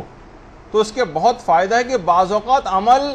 ایجاد بھی نہیں ہوتا کہ ثواب مرتب ہو جاتا ہے فقط نیت کرنے سے. ابھی عمل انجام ہی نہیں دیا ہے کہ ثواب مرتب ہو جاتا ہے. جیسے پیغمبر کی وہ حدیث بھی ہے نا کہ جو سچے دل سے شہادت کو طلب کرتا ہے تو اگرچہ وہ بستر پر انتقال کرے تب بھی قیامت میں خدا اسے شہیدوں کے ساتھ مشہور کرے گا. یعنی انتقال کر رہا ہے بستر پر، لیکن شہداء کے ساتھ اٹھایا جائے گا اپنی نیت کی وجہ سے. نیت. اور یہی وجہ کہ پیغمبر جو ہے ابو ذر کو وصیت کرتے تھے باقاعدہ کہ نیک کاموں کا ارادہ کر لیا کرو، خواہ اس کو انجام نہ دے سکو، چاہے اس کو انجام نہ دے سکو لیکن نیک کاموں کا ارادہ ضرور کرو۔ ہمارے ہاں ایک بہت بڑی مصیبت ہو گئی ہے کہ لوگ نیک کام کا ارادہ بھی نہیں کرتے، جب ارادہ نہیں کرتے تو پھر وہ عمل بھی ظہور میں نہیں آتا ہے۔ تو بہرحال یہ ایک بات ایک ایسی ہے، اور پیغمبر فرماتے تھے تاکہ اس کا یہ یوں ضروری ہے عمل کرنے کا ارادہ کرنا، نیک کام کا ارادہ کرنا، تاکہ تمہارا شمار غافلین میں نہ کیا جا سکے۔ وہ غافل ہے نا جو نہ نیک کام کا ارادہ بھی نہیں کر رہا، بس ایسی جانوروں کی طرح سے زندگی گزارتا جا رہا، تمہارا شمار تاکہ غافلین میں نہ کیا جا سکے، جو کہ محجت الویزہ کی روایت بھی۔ اچھا دیکھیے، جو اچھی نیت کے اچھے اثرات ہوتے ہیں، بری نیت کے برے اثرات ہوتے ہیں۔ بعض اوقات ہم نے عمل کیا بھی نہیں ہوتا لیکن اس برے عمل کے اثرات اور نتائج کے اندر ہم شامل ہو سکتے ہیں، جیسے کہ قرآن نے کہا تھا ناقہ صالح کو قتل کرنے والا فقط ایک شخص تھا، لیکن قرآن نے پوری قوم کے اوپر لعنت کی، کیونکہ انہوں نے وہ دل سے راضی تھے، ہاں ٹھیک ہے اس نے اگر قتل کیا، قتل اس نے کیا، لیکن ان کا دل سے راضی ہو جانا بھی، جب بھی وہ لوگ جو خاموش رہے تھے یا جنہوں نے اقدام نہیں کیا تھا، تو وہ جب بھی آپ مختلف زیارتوں میں ایسے افراد کے اوپر لعنت بھی کرتی ہیں۔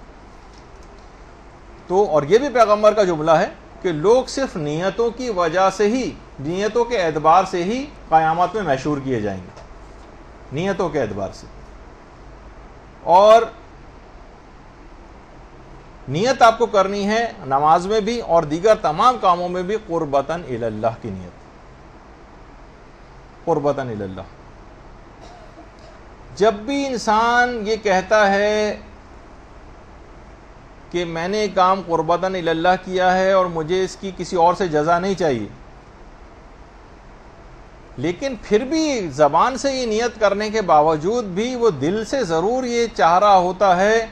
کہ کچھ نہ کچھ تو مجھے چاہیے لوگوں سے، خواہ تعریف ہی صحیح، اور جب اچھے کاموں پہ اس کی کوئی تعریف نہیں ہوتی تو وہ رنجیدہ ہو جاتا ہے۔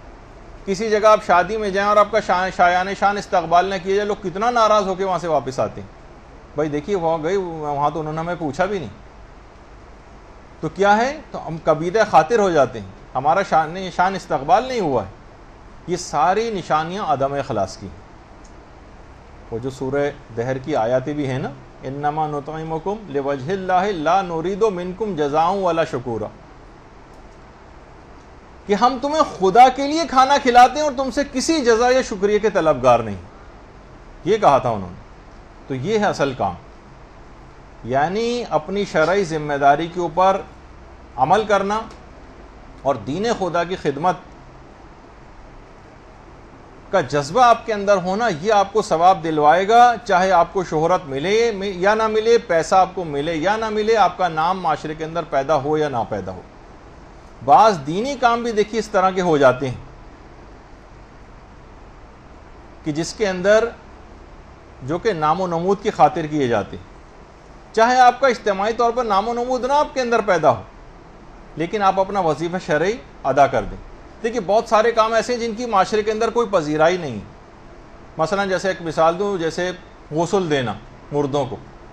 کتنا بڑا کہ ایک دفعہ غسل دینے سے ساری زندگی گناہ معاف ہو جاتے ہیں، اور پتہ نہیں کیا کچھ ثواب مرتب ہوتا ہے، کہ جو کہ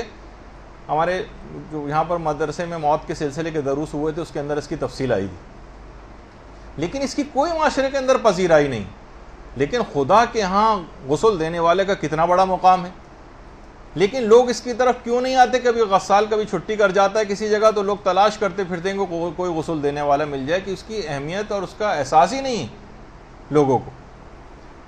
اسی طرح سے مثلا یہ مسائل فقہ لوگوں کو بتانا، کوئی عالم ہے بیچارہ آ رہا ہے، وہ آپ کو جو ہے وضو کا طریقہ سکھا رہا ہے، تیمم کرنے کا طریقہ سکھا رہا ہے، لوگوں کو خاص اس کی پذیرائی معاشرے کے اندر نہیں ہوتی، کوئی واہ نہیں ہوتی اس کی، کوئی گاڑیاں اس کو لاتی لے جاتی نہیں ہیں، اس کے پروٹوکول کے لیے دائیں بائیں آگے پیچھے جو ہے وہ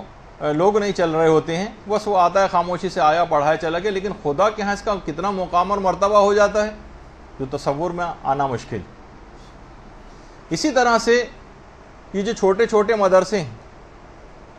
خواتین کا کبھی بھی سوچتی ہیں ابتداءً ہم چھوٹے مدرسوں کے اندر پڑھائیں گے، لیکن ہماری کسی کوئی بہت اونچا بلند مقام ان کا حاصل کرنا دماغ میں ہوتا ہے، نیت یہ ہوتی ہے کہ ہم کوئی بہت مشہور ذاکرہ بنے، اس جیسی بنے جو فلاں ٹی وی پہ آتی ہیں مثلا، نہیں، آپ کو چاہیے، یہ بہت بڑا کام ہے چھوٹے چھوٹے بچوں کو اس طرح سے پڑھانا، بہت بڑا کام، اس کو معمولی کام نہیں سمجھ، اس کو کوئی باقاعدہ اپنی زندگی کا مقصد بھی بنا سکتا ہے۔ آخرت کو بلند سے بلند مقام حاصل کرنے کے لیے ان بچوں کے دماغوں میں اگر ابھی سے یہ بات ڈال دی جائے اور یہ بڑے ہو کر جو ہے ان کی ایک بیس بن جائے اسی طرح سے، تو کتنا بڑا کام گویا آپ نے کر دیا۔ بڑوں کو سمجھانا تو کتنا مشکل ہے، رات و دن ہم دیکھتے ہیں کہ ہمیں کتنی مشکلات ہوتی ہیں، کتنے اعتراضات سننے پڑتے ہیں، کتنی گالیاں بھی سننا پڑتی ہیں لوگوں سے، لیکن بچہ تو ایسا نہیں ہے، وہ تو بالکل ایک خالی سلیٹ کی طرح سے، اس کے اوپر آپ جو چاہیں اس کے اوپر لکھ دیں۔ تو اب یہی وجہ ہے کہ خود آیت اللہ شہید مرتضیٰ مطہری کتنے بڑے عالم دین تھے، لیکن جب انہوں نے اپنی کتاب لکھی تھی داستان راستان کے نام سے، سچی کہانیاں کے نام سے جو ترجمہ ہوا، تو لوگوں نے بڑا ان کے اوپر اعتراض کیا کہ آپ اتنے بڑے عالم دین اور یہ اپنے بچوں والی کتاب، کہانیوں کی کتاب لکھی۔ تو خوشنودی پروردگار میں کوئی بھی کام کیا جائے تو وہ چھوٹا ہی چاہے کیوں نہ آپ کو بظاہر نظر ہے، وہ بہت بڑا کام بن جاتا ہے، اور فقط آپ بس قربتاً الی اللہ اس کام کو کر جائیں، خود بخود ثواب آپ کو مل جائے گا، چاہے بظاہر آپ کو اس کا نتیجہ نہ ملا ہو۔ جیسے علماء فرماتے ہیں کہ مثلا آپ اگر کسی مومن کی عیادت کو گئے، وہ مل گیا تو بہت اچھی بات ہے، ثواب آپ کو ظاہر ہے کہ اس کا بھی ملتا ہے اور آپ کا دل بھی مطمئن ہوتا ہے کہ ہم اس سے مل لیے، لیکن بالفرض اگر آپ کسی مومن کی عیادت کو گئے اور وہ گھر پہ آپ کو نہ ملا، کہیں گیا ہوا تھا، کسی ہاسپٹل گیا ہوا تھا مثلا، اور آپ کو ویسے ہی وہاں سے واپس آنا پڑ گیا، علماء فرماتے ہیں بالکل کبیدہ خاطر نہ ہو، آپ کو ثواب مرتب ہو چکا ہے، آپ پر ثواب مل چکا ہے، آپ کو خدا آپ سے راضی ہو چکا ہے۔ چاہے اگر آپ دیکھیے ہر وقت اگر آپ پروٹوکول کے چکر میں رہیں کہ بس مجھے خاص پروٹوکول مجھے ملے، مجھے کچھ خاص اہمیت ملے، اور ہر وقت آپ لوگوں کو آپ کی آمادگی اس بات میں ہو، بس آپ لوگوں کو ہر وقت دیکھنا چاہتی ہوں کہ وہ آپ کے استقبال کے لیے آمادہ رہیں، ہر وقت اس کے لیے تیار رہیں، تو آپ کو چاہیے کہ آپ اپنے قصد قربت کی نیت پر تجدید نظر کریں، دوبارہ دیکھیں کہ واقعی آپ کے اندر یہ نیت کا اخلاص آپ کے اندر پایا جاتا ہے یا نہیں پایا جاتا۔ بعض اوقات دیکھیے بولنے والے جو اس موضوع پر بولتے ہیں، یعنی ان کی مثال ایسے ڈاکٹر کی سی ہو جاتی ہے جو کہ اسی مرض کا اسپیشلسٹ ہے لیکن اسی مرض میں مبتلا ہو کر اس کا انتقال ہو جائے، یعنی ایسا نہ ہو کہ زبان پر تو ہماری ریاکاری کی مذمت ہو اور خود ہم اسی کے اندر مبتلا ہو جائیں۔ خدا ہم کو بہرحال ان تمام باتوں سے محفوظ رکھے سب کو۔ تو علماء نے بڑی اچھی اس کی مثال بھی بیان کی، ایک گھوڑے کی مثال۔ ایک گھوڑ سوار جو ہے ایک ندی کے کنارے پہنچا اور بہت لاکھ چاہا اس نے کہ گھوڑا میرا کسی طریقے سے پانی کے اندر قدم رکھ دے، لیکن گھوڑا پانی میں قدم ہی نہیں رکھتا تھا، قدم کو آگے نہیں بڑھاتا تھا۔ ایک بوڑھا تھوڑی دور سے یہ چیز دیکھ رہا تھا، بوڑھے نے کہا دیکھو یہ گھوڑا جب تک آگے نہیں بڑھے گا، ایک لکڑی لے کر آیا اور اس نے پانی میں اس لکڑی کو ہلایا، بلو دیا اس کو، پانی گدلا ہو گیا۔ جب پانی گدلا ہو گیا تو فوراً گھوڑے نے پانی میں قدم رکھا اور ندی کو پار کر گیا۔ پھر بوڑھے نے بعد میں اس کی حکمت اور وجہ بھی بتائی کہ گھوڑا پانی میں اپنے عکس کو دیکھ رہا تھا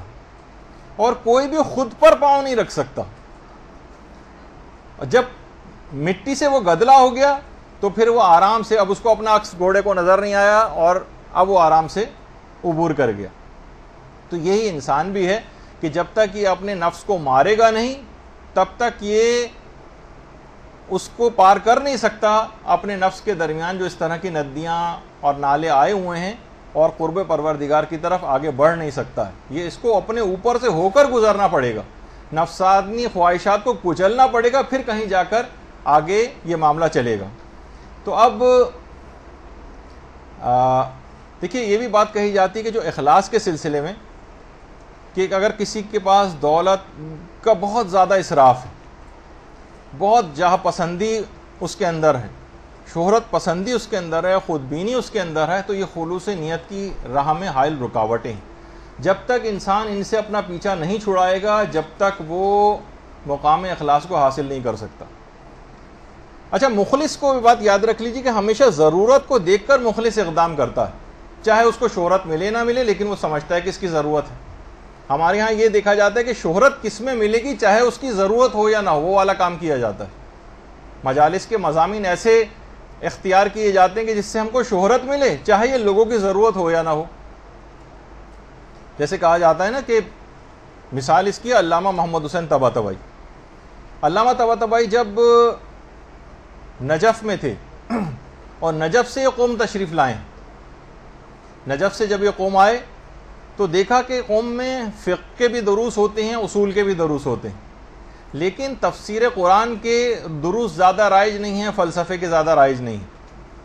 آیت اللہ محمد حسین طباطبائی نے یہ دروس دینے شروع کر دی. لوگوں نے بڑا اعتراض کیا کہ آپ کا یہ کام مرجعیت سے سازگار نہیں. جب ایک جملہ ان کے متعلق کہا جاتا ہے واللہ عالم کتنا صحیح ہے کتنا غلط، یا اس کا مفہوم کیا ہے، کہ آیت اللہ محمد حسین طباطبائی نے مرجعیت کو درس قرآن کے لیے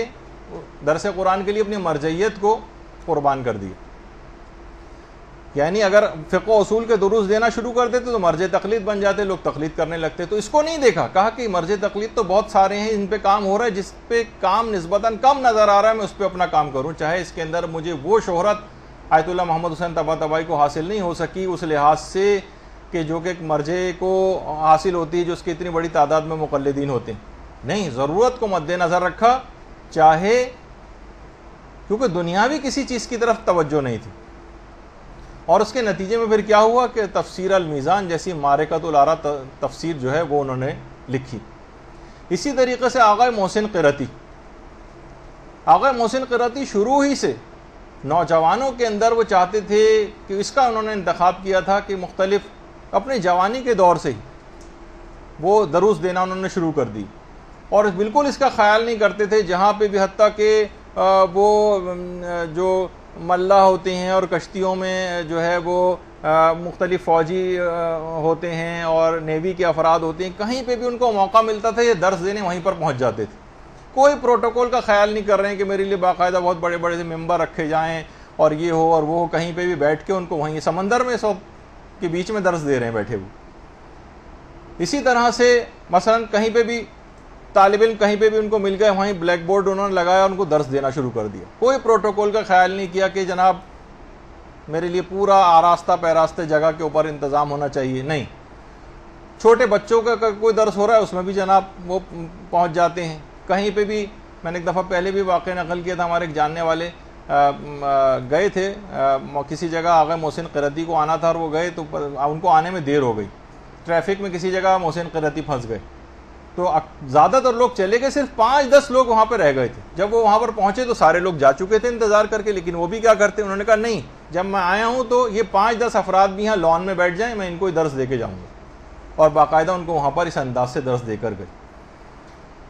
تو یہ جو نوجوانوں کو اس طرح کے درس دیتے تھے، کہتے تھے میں 10-10 15-15 20-20 نوجوانوں کو درس دیتا تھا، لیکن اخلاص نیت ظاہر ہے ان کا تھا. کہنے لگے کہ ایک دفعہ آیت اللہ مشکینی یہ خود میرے پاس آئے. آیت اللہ مشکینی کچھ ہی عرصے پہلے آیت اللہ مشکینی کا انتقال ہوا. یہ آئے اور کہا کہ میرے درس خارج میں 1000 طالب علم بیٹھتے ہیں. آیت اللہ مشکینی کا اپنا بیٹا محسن قرتی کے درس میں آتا تھا، وہ جا کے جو بتاتا تھا، اور جو ان کا اخلاص نیت انہوں نے آیت اللہ مشکینی نے دیکھا، ان کے پاس خود چل کر آئے، کہا کہ میرے درس خارج میں 1000 طالب علم ہیں، میں چاہتا ہوں کہ ان 1000 طالب علموں کو پڑھانے کا ثواب جو ہے آپ کے ان 25 طالب علموں کو پڑھانے کے درس سے بدل دوں. یعنی مقصد کہنے کا یہ تھا کہ یہ اصل چیز یہ نہیں ہوتی کہ بہت بڑی تعداد ہم کو نظر آئے کہ جناب اس وقت مثلا اتنی تعداد میں خواتین یہاں پر بیٹھی ہوئی ہیں اور کسی جگہ صرف 15-20 اگر طالبات اگر جو نظر آ رہی ہیں، لیکن وہاں پروڈکٹیو کام ہو سکتا ہے، بہتر کام ہو سکتا ہے، تو انسان فقط صرف تعداد کو دیکھتے ہوئے کسی جگہ نہ جائے. تو بہرحال یہ ایک چیز ایسی ہے کہ بہت سارے چیزوں کو مد نظر رکھتے ہوئے اس میں انسان اپنے اخلاص نیت کو چیک کر سکتا ہے. یہی وجہ ہے کہ ہم جن کا بار بار تذکرہ کرتے ہیں اس لحاظ سے، ہمارے استاد محترم مولانا صادق حسن صاحب قبلہ، بہت ہم دیکھتے تھے کہ بہت چھوٹے چھوٹے دروس سے مولانا نے ابتدا کی تھی. اس میں بہت کم لوگ بیٹھتے تھے، بہت ہی کم، اور اتنا یعنی وقت کے اتنے پابند تھے کہ زمانے میں کھارا در میں جب درس ہوتے تھے اور مجھے بھی سعادت ملتی تھی، میں وہاں جاتا تھا کیونکہ میں دور سے جاتا تھا وہاں، تو اکثر پہلے پہنچ جاتا تھا. تو جس وقت درس مولانا ممبر پہ بیٹھ کے دینا شروع کرتے تھے اس وقت 3 یا 4 افراد صرف بیٹھے ہوتے تھے، صرف 3 یا 4،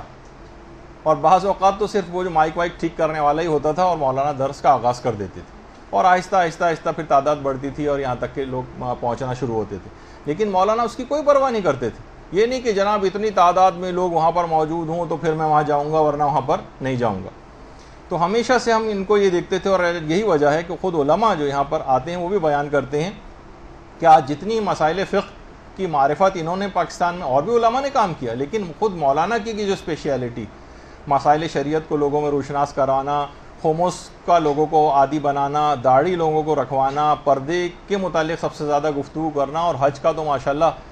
32واں 33واں کون سا انشاءاللہ اس دفعہ ان کا حج ہوگا, اور مسلسل کاروانوں کو جو ہے ٹریننگ دینا, اور اس دوران جتنا بھی ان کی ہیکٹک جو ایک لائف مولانا نے گزاری, وہ خود یعنی لوگ بھی بتاتے ہیں, وہ خود بھی بتاتے ہیں منی بسوں میں کس طرح سے سفر کر کے وہاں پہنچتے تھے, سائیکلوں پہ بیٹھ کے کیسے جاتے تھے, رکشاؤں میں بیٹھ کے جاتے تھے, بہت سی جگہوں پہ تو کہہ رہے ہیں اندرون سندھ اندرون پنجاب گدا گاڑیوں اور بیل گاڑیوں میں بیٹھ کر گئے ہیں.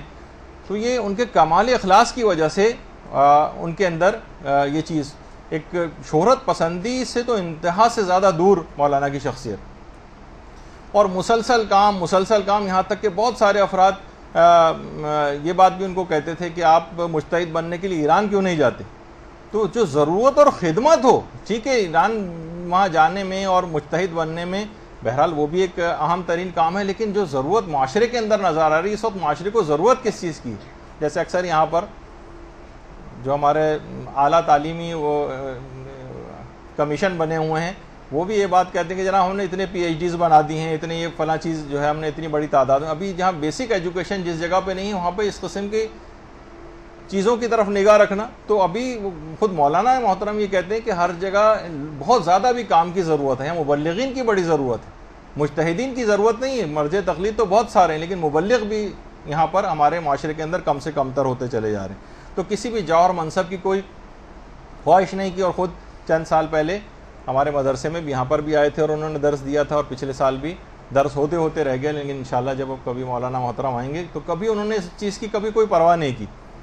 اور مکمل اخلاص کے ساتھ اپنے اس کام کو جاری اور ساری رکھا. تو بہرحال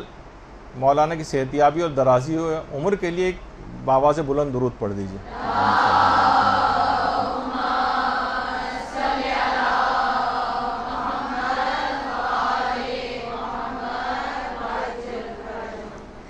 تو بس اب یہ دیکھ لیجئے کہ جب یہ ایک بات کہی جاتی ہے کہ جس عمل پر بھی الہی نیت کا رنگ نہ چڑھا ہو وہ بیکار ہو جائے گا, اور اگر اس پر عمل اخلاص کا عطر اس کے اوپر چھڑک دیا جائے, وہ اخلاص سے بھرپور ہو, اور جو کہ فقط مولا کائنات کو یہ مقام حاصل ہوتا نظر آتا ہے کہ ان کی ایک ضربت ثقلین کی عبادت سے افضل قرار پاتی ہے, فقط ان کے حسن نیت کی وجہ سے. نیت کے خالص ہونے کا معیار یہ ہے کہ ظاہر و باطن بالکل یکساں ہو جائے, اور یہ نہ ہو کہ لوگوں کے سامنے تو بڑا خشوع خضوع ہو, لوگوں کے سامنے تو جناب بڑا جو ہے وہ آپ اظہار کر رہی ہوں کسی چیز کا, اپنی عبادتوں کا اور خشوع خضوع کا دوران نماز, لیکن جب اکیلے کمرے میں آپ نماز پڑھ رہی ہوں تو اس وقت نہ کوئی خشوع ہو نہ کوئی خضوع ہو, اور ٹکریں مار کے جس طرح سے انسان جو ہے وہ نکل آتا ہے, اس انداز سے نہ ہونا چاہیے. یہ وجہ ہے کہ پیغمبر اسلام نے ریاکاری کو دجال کے فتنے سے بھی زیادہ خطرناک چیز قرار دیا. اچھا آپ آ جائیے تھوڑے سے نیت کے مسائل کی طرف بھی. دیکھیے پہلی بات تو یہ ہے کہ اس پہ لوگ بہت پریشان ہوتے ہیں, کیا زبان سے یا دل سے بھی نماز کی نیت کرنا واجب ہے؟ دیکھیے پہلی بات تو یہ ہے کہ نہ زبان سے اور نہ دل سے نماز کی نیت کرنا واجب نہیں, مستحب بھی نہیں, فقط اجمالی طور پر قصد دل کافی. کوئی پوچھے آپ سے کہ آپ یہ کیا کر رہی ہیں, 2 سوالوں کے آپ جواب دے سکیں, بس آپ کی نیت یہ, آپ یہ کیا کر رہی ہیں اور آپ کیوں کر رہی ہیں. اگر کوئی پوچھے آپ یہ کیا کر رہی ہیں تو آپ حیران پریشان ہو جا رہی, یہ میں کیا کر رہی تھی, تو آپ کی اس کا مطلب نماز کی نیت نہیں تھی, باطل ہے نماز. لیکن یہ اگر کوئی آپ سے پوچھے آپ یہ کیا کر رہی ہیں, آپ کہیں بھائی میں نماز پڑھ رہی ہوں. کیوں پڑھ رہی ہیں نماز؟ کہا قربت نہیں اللہ پڑھ رہی ہوں, اللہ کا حکم ہے, بس یہی نیت. حتیٰ کہ سوال ہے کہ کیا نماز کی نیت کا کم سے کم دل سے گزارنا ضروری ہے, کہ ہم دل میں کم سے کم خیال گزار دیں اس کا, کہ میں 2 رکعت نماز پڑھتی ہوں فجر کی واجب قربتاً الی اللہ؟ علماء فرماتے ہیں نہیں، نماز کی نیت کا دل سے گزارنا بھی ضروری نہیں، دل سے گزارنا بھی ضروری نہیں. کوئی اگر پوچھے تو آپ کے دل کے نہا خانے سے وہ نیت نکل کے باہر آ جائے، بس یہی نیت. پوچھنے پر آپ بتا سکیں لو، اگر پوچھنے پہ آپ گڑبڑا جائیں، ارے یہ میں کیا کر رہی تھی، اس کا مطلب ہے نماز کی نیت نہیں تھی. دل سے گزارنا بھی ضروری نہیں. اچھا، بہت سارے لوگ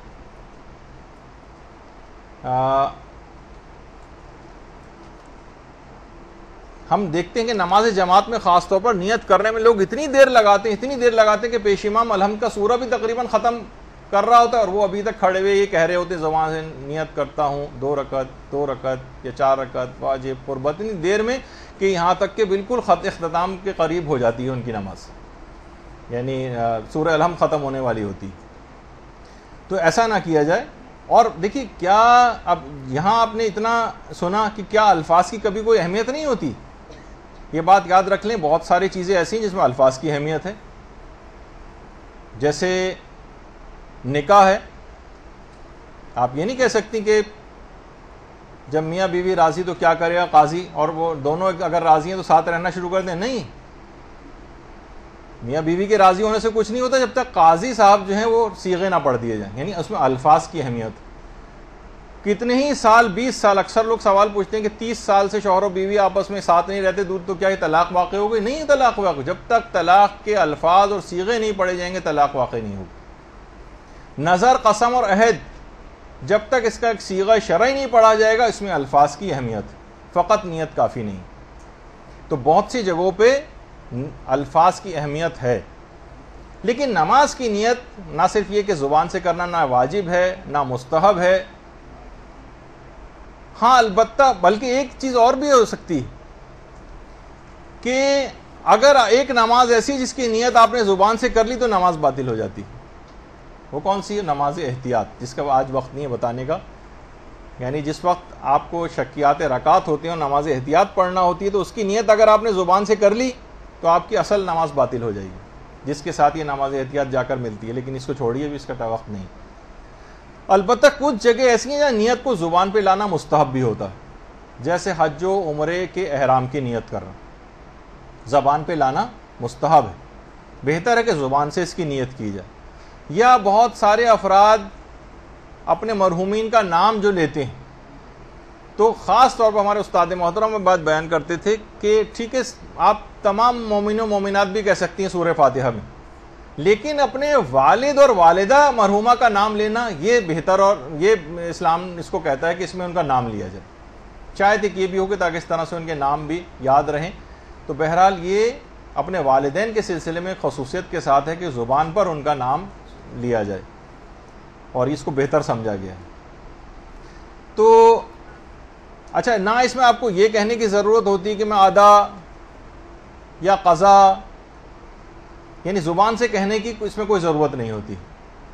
بس قصد قربت بھی وہ کافی ہوتی. جیسے نمازوں کی نیت، ایک نماز سے ایسی جس کی نیتوں میں عوام اتنے زیادہ کنفیوز ہیں، اور اتنے علماء سے ہم نے سوال پوچھتے دیکھے ہیں جو کبھی لوگوں کا یہ مسئلہ حل ہوتا ہی نہیں، وہ ہے نماز جمعہ کی نیت کیا ہوگی، جس کا آج بھی موقع نہیں ہے. اچھا، بہت سے لوگ البتہ ہاں ایک نماز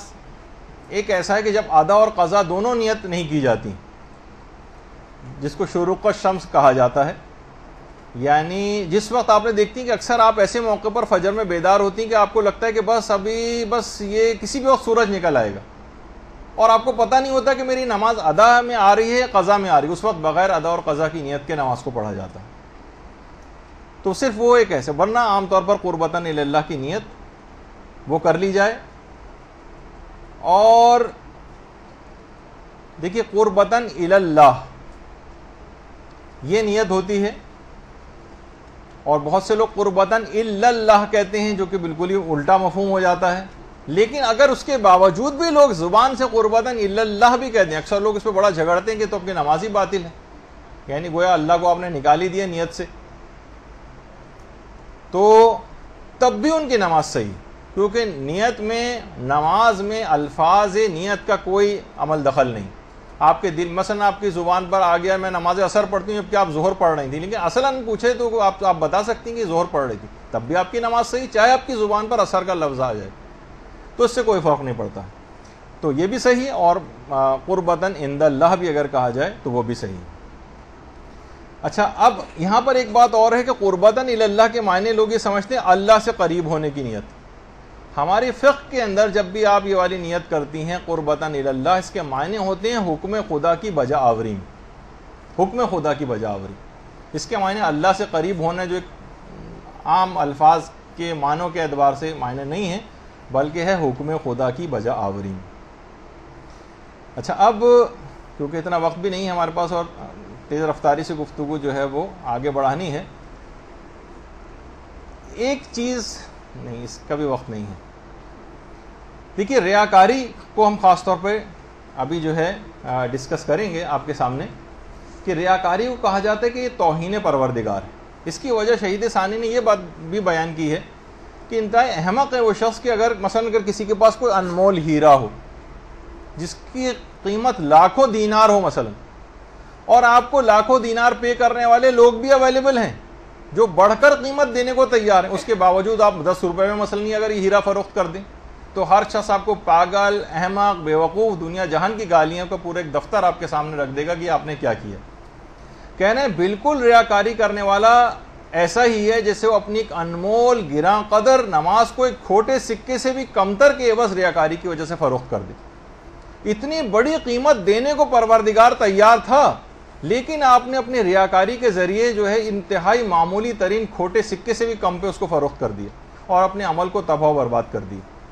یہی وجہ ہے کہ اتنے محتاط تھے ہمارے علماء کہ سید مرتضیٰ علم الہدیٰ جو شیخ مفید کی شاگرد تھے اور آج بھی کاظمین میں ان کی قبر مبارک ہے سید مرتضیٰ علم الہدیٰ کی،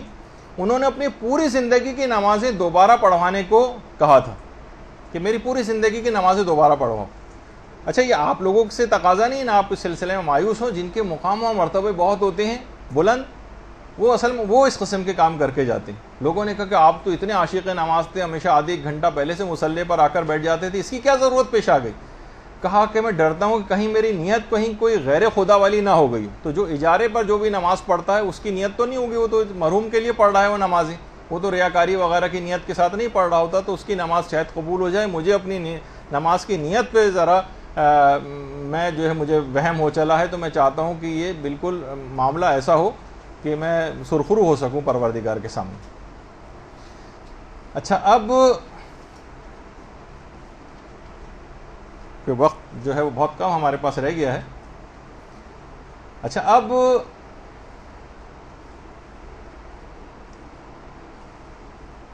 دیکھیے، لوگوں کی اہمیت آپ کی نگاہ میں نہیں ہونی چاہیے، بار بار ہم اس چیز کو ذکر کر رہے ہیں، اور یہاں تک روایت میں کہا گیا کہ اتنی کم اہمیت ہو، خاص طور پر جس وقت آپ نماز پڑھنی ہو، لوگوں کی اہمیت اتنی کم ہو کہ جیسے کسی جانور کی مینگنیاں ہوا کرتی ہیں۔ یہ باقاعدہ روایتوں کا لفظ جملہ ہے، جیسے کسی جانور کی مینگنی، یعنی اتنی کم اہمیت آپ کہاں کسی اس کو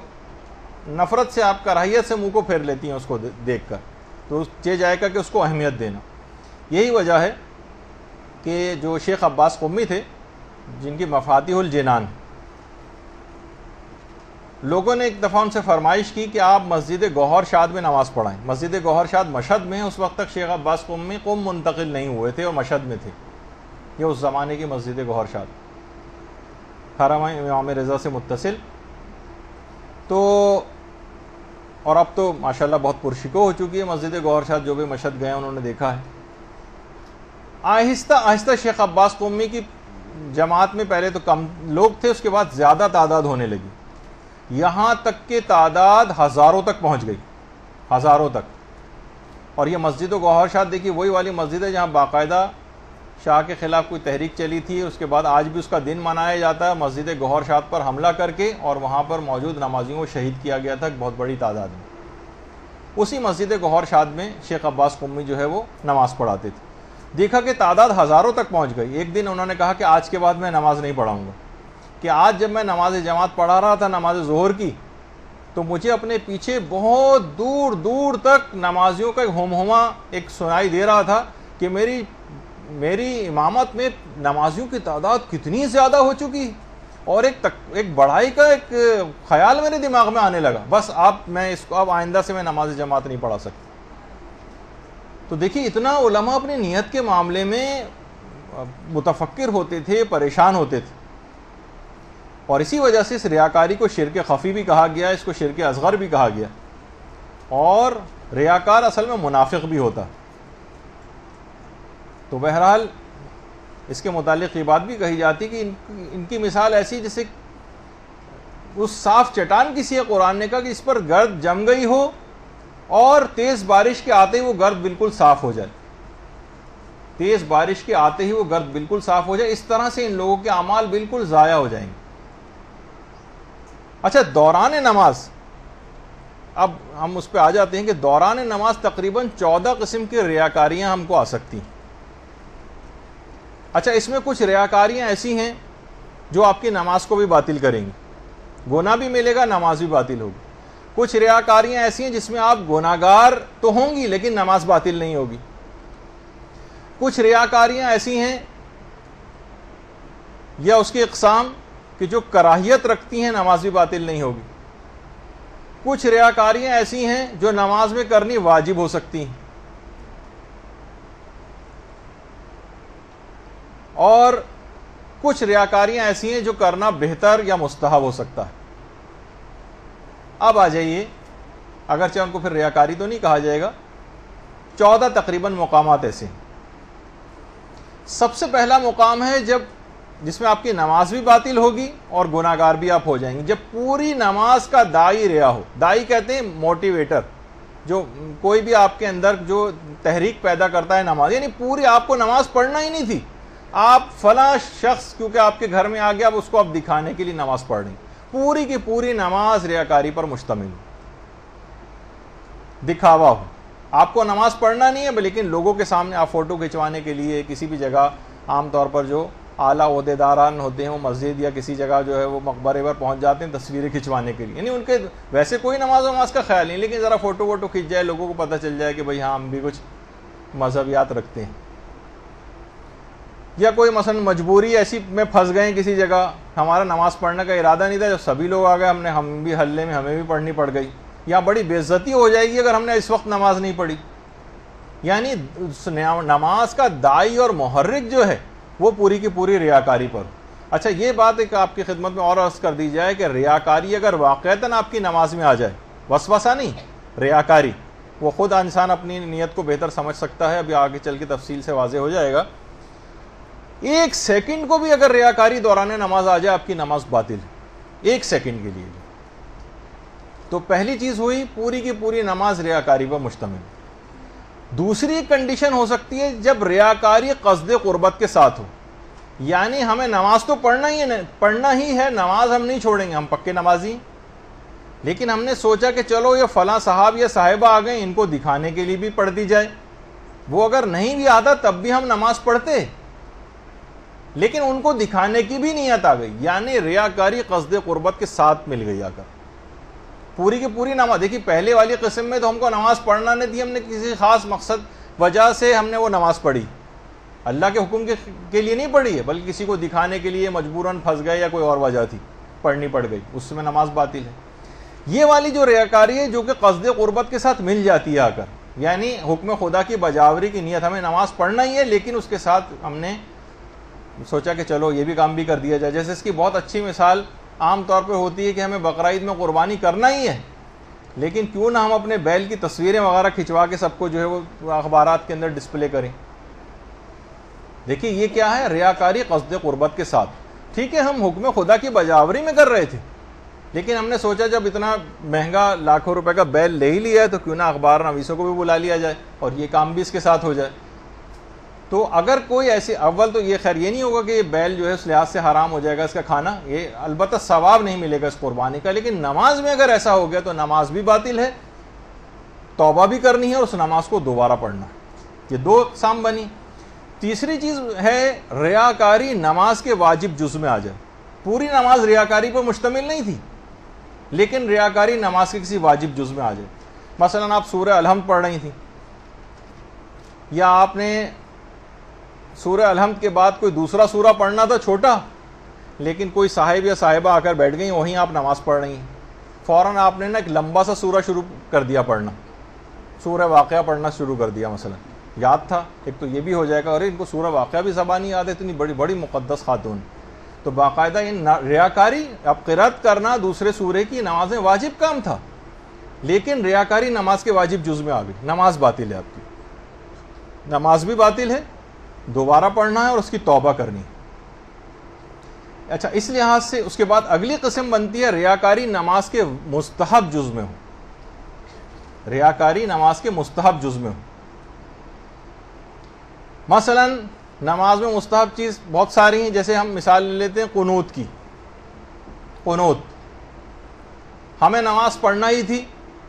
اور اس میں قنوت بھی پڑھنا تھا، لیکن کچھ لوگ آ کے بیٹھ گئے، اب ہم نے ایک بڑا سا قنوت مثلا دعائے ابو حمزہ صومالی شروع کر دی قنوت میں،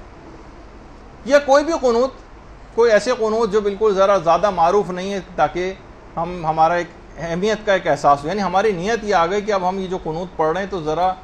اچھا ہے، ذرا ان کے اوپر بھی ذرا کچھ روک پڑ جائے، بہت سی نیتیں اس قسم کی آ جاتی ہیں، اور البتہ اس کے اندر علماء نے کچھ تفصیلی مباحث میں گئے ہیں قنوت کے اندر، لیکن بہرحال نتیجہ سب کا تقریباً یہی ہے کہ نماز غلط ہو جائے گی۔ اگلی قسم بنتی ہے ریاکاری نماز میں نہ ہو، نماز کی جگہ میں ہو، نماز میں کوئی ریاکاری نہیں، ریاکاری ہمیں آ رہی ہے نماز کی جگہ میں، مثلا مسجد میں جا کر نماز پڑھنا، نماز میں ہم ریاکاری نہیں کر رہے، مسجد میں اس میں ہے کہ یہ دیکھیے فلاں شخص ہر نماز ماشاءاللہ مسجد میں جا کر پڑھتا ہے، فلاں شخص ہر نماز جو ہے نماز جماعت سے جا کر پڑھتا ہے، یا فلاں شخص جو ہے صف اول کا نمازی، اب ہم صف اول کے اندر جا کر نماز پڑھ رہے ہیں، لیکن نیت میں کہیں نہ کہیں 1% بھی اگر یہ بات شامل ہو گئی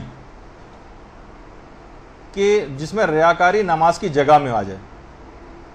اس میں بھی علماء کہتے ہیں کہ اس کی نماز غلط ہو جائے گی، ریاکاری اگر نماز کی جگہ میں ہو۔ اس کے بعد ہے ریاکاری نماز میں نہ ہو، ریاکاری نماز کے وقت میں آ جائے، وقت میں بھئی فلاں شخص ہر نماز اپنی ماشاءاللہ اول وقت میں پڑھتا، بہت ساری خواتین کو آپ نے دیکھا ہے کہ جو ویسے آپ نماز فجر میں اول وقت میں نہیں پڑھتی، اپنے گھر میں ہوتی ہیں اول وقت میں نہیں پڑھتی، لیکن اگر مجلس عزا میں تھوڑی سی دیر ہو جائے اور نماز مغرب کا اول وقت آ جائے، فوراً بیچ نماز میں اٹھ کے کھڑی ہو جاتی ہیں، حالانکہ ان کو نہیں پتا جہالت کی وجہ سے کہ وقت فضیلت کتنا دور تک چلتا ہے، وقت فضیلت میں بھی جتنا اول پڑھی جائے گی ثواب البتہ زیادہ ہے، لیکن بہرحال اس موقع پر جبکہ مصائب کا اختتام ہو رہا اور آپ ایک دم سے بیچ میں کھڑے ہو جائیں، اور صرف اس وجہ سے تاکہ لوگ دیکھیں بھائی دیکھیں نماز کی کتنی پابند۔ تو ریاکاری جو ہے وہ نماز کے وقت میں آ جائے کہ یہ ہر نماز اپنی اول وقت میں پڑھتا ہے یا پڑھتی ہے، یہ بھی غلط ہو جائے گا، گناہ بھی ہے اور نماز بھی اس کی باطل ہو جائے گی۔ اس کے بعد ہے ریاکاری نماز کی کیفیت میں آ جائے، بہت خشوع و خضوع کے ساتھ کندھوں کو جھکا کر یا رکوع کر رہے ہیں تو بہت دیر، سجدہ کر رہے ہیں بہت دیر، تاکہ لوگوں پر آپ کا ایک اثر قائم ہو جائے کہ بھائی ماشاءاللہ بہت خشوع و خضوع کے ساتھ نماز پڑھتی ہیں۔ خشوع و خضوع کا نماز کی کیفیات میں ریاکاری کا اظہار کرنا، اس سے بھی نماز غلط ہو جائے گی۔ یا مثلا سجدہ گاہ کو رگڑ رگڑ کے اس کو صاف کر رہے ہیں لوگوں کو دکھانے کے لیے، نہیں، یہ تو خیر ابھی اس کے الگ اس میں آئے گا، یہ مقدمات نماز میں۔ خیر، تو نماز کی کیفیت میں ہو جائے، جیسے رکوع میں، سجدہ میں، کسی بھی اس طرح سے کہ نماز کی کیفیت میں ریاکاری۔ اس کے بعد ایک چیز اور آتی ہے جس سے نماز باطل تو نہیں ہوتی لیکن گناہگار انسان ہو جاتا ہے، ریاکاری نماز کے مقدمات میں۔ مثلا نماز سے پہلے ہمیں کپڑے پاک کرنا تھے، مثلا کوئی شخص اپنے کپڑوں کو پاک کرنے کی علماء نے مثال لکھی ہے، بڑے اچھے استری آپ نے کیے ہیں، اپنے پاؤں کو مثلا پاک کر رہے ہیں، سجدہ کو جیسے ابھی مثال میں دے رہا تھا رگڑ رگڑ کے صاف کر رہے ہیں، تو وہ ریاکاری کے جذبے سے کر رہے ہیں، تو یہ حکم تکلیفی اس میں ہوگا، حکم وضعی نہیں ہوگا، یعنی اس میں گناہگار تو ہوں گے لیکن نماز باطل نہیں۔ اچھا، اسی طریقے سے ریاکاری اگر نماز کے بعد ہو، ریاکاری نماز کے بعد ہو، ہم نے نماز پڑھی، نماز پڑھنے کے بعد مڑ کر دیکھا تو بہت سارے لوگ ہمارے پیچھے ہمیں دیکھ رہے تھے، اب فوراً ہمیں دماغ میں خیال آ رہے ہم نے تو بڑی خشوع و خضوع سے یہ نماز پڑھی، ان پہ بڑا روپ پڑ گیا ہوگا میری نماز کا، کیا کہ وہ پوری نماز میں کوئی ریاکاری نہیں تھی، نماز کو ختم کرنے کے بعد ریاکاری آئی، یہ گناہ تو ہے لیکن یہ مبطل نماز نہیں ہے، کیونکہ ریاکاری نماز کو ختم کرنے کے بعد آئی ہے۔ تو ریاکاری نماز کے بعد ہوئی، گناہ تو ہے لیکن نماز باطل نہیں ہوتی۔ یا مثلا نماز پڑھائی اور اس کے بعد پیچھے مڑ کے مثلا دیکھا تو صدر، وزیر اعظم، گورنر جنرل صاحب کھڑے ہوئے ہیں مثلا، تو نماز کے ختم ہونے کے بعد ہمیں پتہ چلا رہے فلاں منسٹر صاحب بھی آئے ہوئے، اب فوراً ایک ریاکاری کا دماغ میں خیال آیا۔ نماز صحیح ہے، البتہ گناہگار ہو گئے، اس خیال کی توبہ کرنی جو اب آپ کے دماغ میں آیا، چاہے وہ نماز کے بعد ہی کیوں نہ آئے۔ اچھا، اسی طرح سے ایسی ریاکاری جو نماز کے دوران تو ہو مگر اس کا نماز سے کوئی تعلق نہ ہو۔ دیکھیے ایسی بھی ریاکاریاں ہوتی ہیں وہ دوران نماز لیکن نماز سے کوئی تعلق نہیں۔ اس کی مثالیں آقا خوئی اور آقا سیستانی نے ایک مثال دی ہے اور امام خمینی نے ایک الگ مثال دی ہے۔ آقا خوئی اور آقا سیستانی فرماتے ہیں مثلا دوران نماز صدقہ دینا، دوران نماز صدقہ دیا جا سکتا ہے۔ مثلا مسجد میں کنارے پہ کہیں کھڑے ہو کے نماز پڑھ رہے تھے، کوئی فقیر آیا، میں جیب سے پیسے نکال کے اس کو دے دیے۔ بہت سے لوگ تو امیر المومنین کے حالت رکوع میں جو زکوٰۃ دینے کا مسئلہ ہے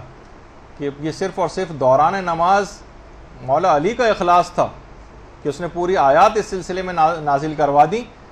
لیکن بہت سارے افراد نے مولا کی دیکھا دیکھی ریاکاری میں اس کام کو کرنے کی کوشش کی، کوئی تاریخ میں نام نہیں آیا بلکہ آج تک مذمت والا نام ان کا مشہور ہے۔ اللہم صلی علی محمد۔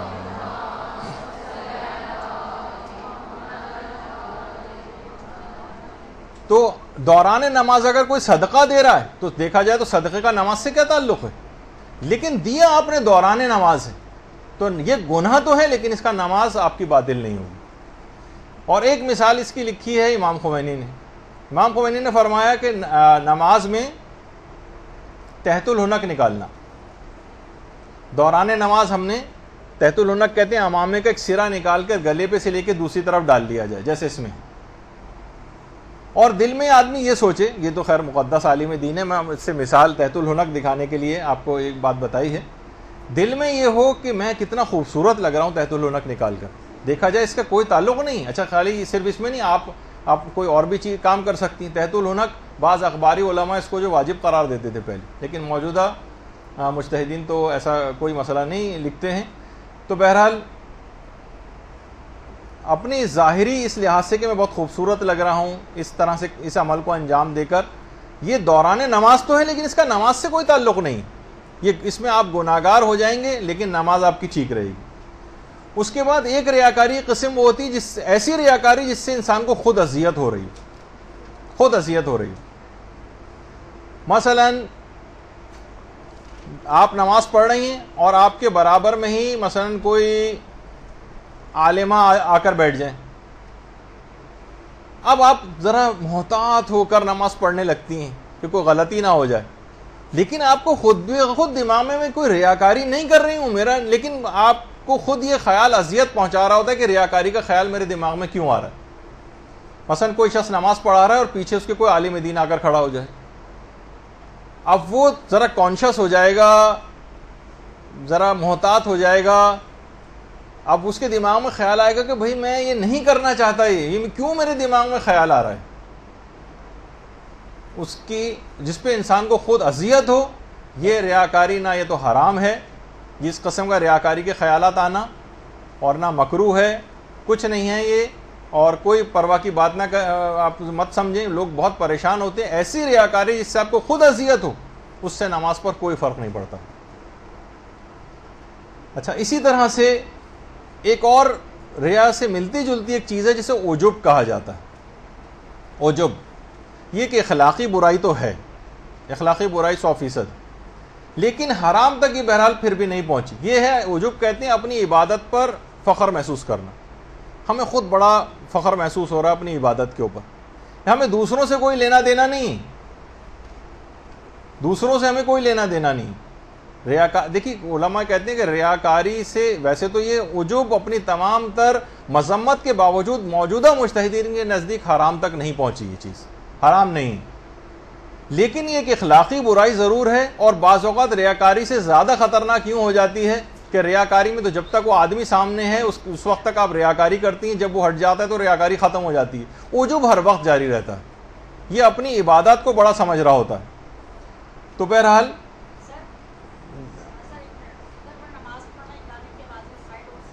نہیں، گانے سے کوئی فرق نہیں پڑتا، وہ ہوتے کل، اس میں ریاکاری کا کوئی مسئلہ ہی نہیں ہے، وہ تو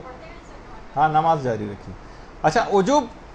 میں اپنے آپ کو بڑا سمجھتا ہے، دوسروں سے اس کا کوئی تعلق نہیں ہوتا۔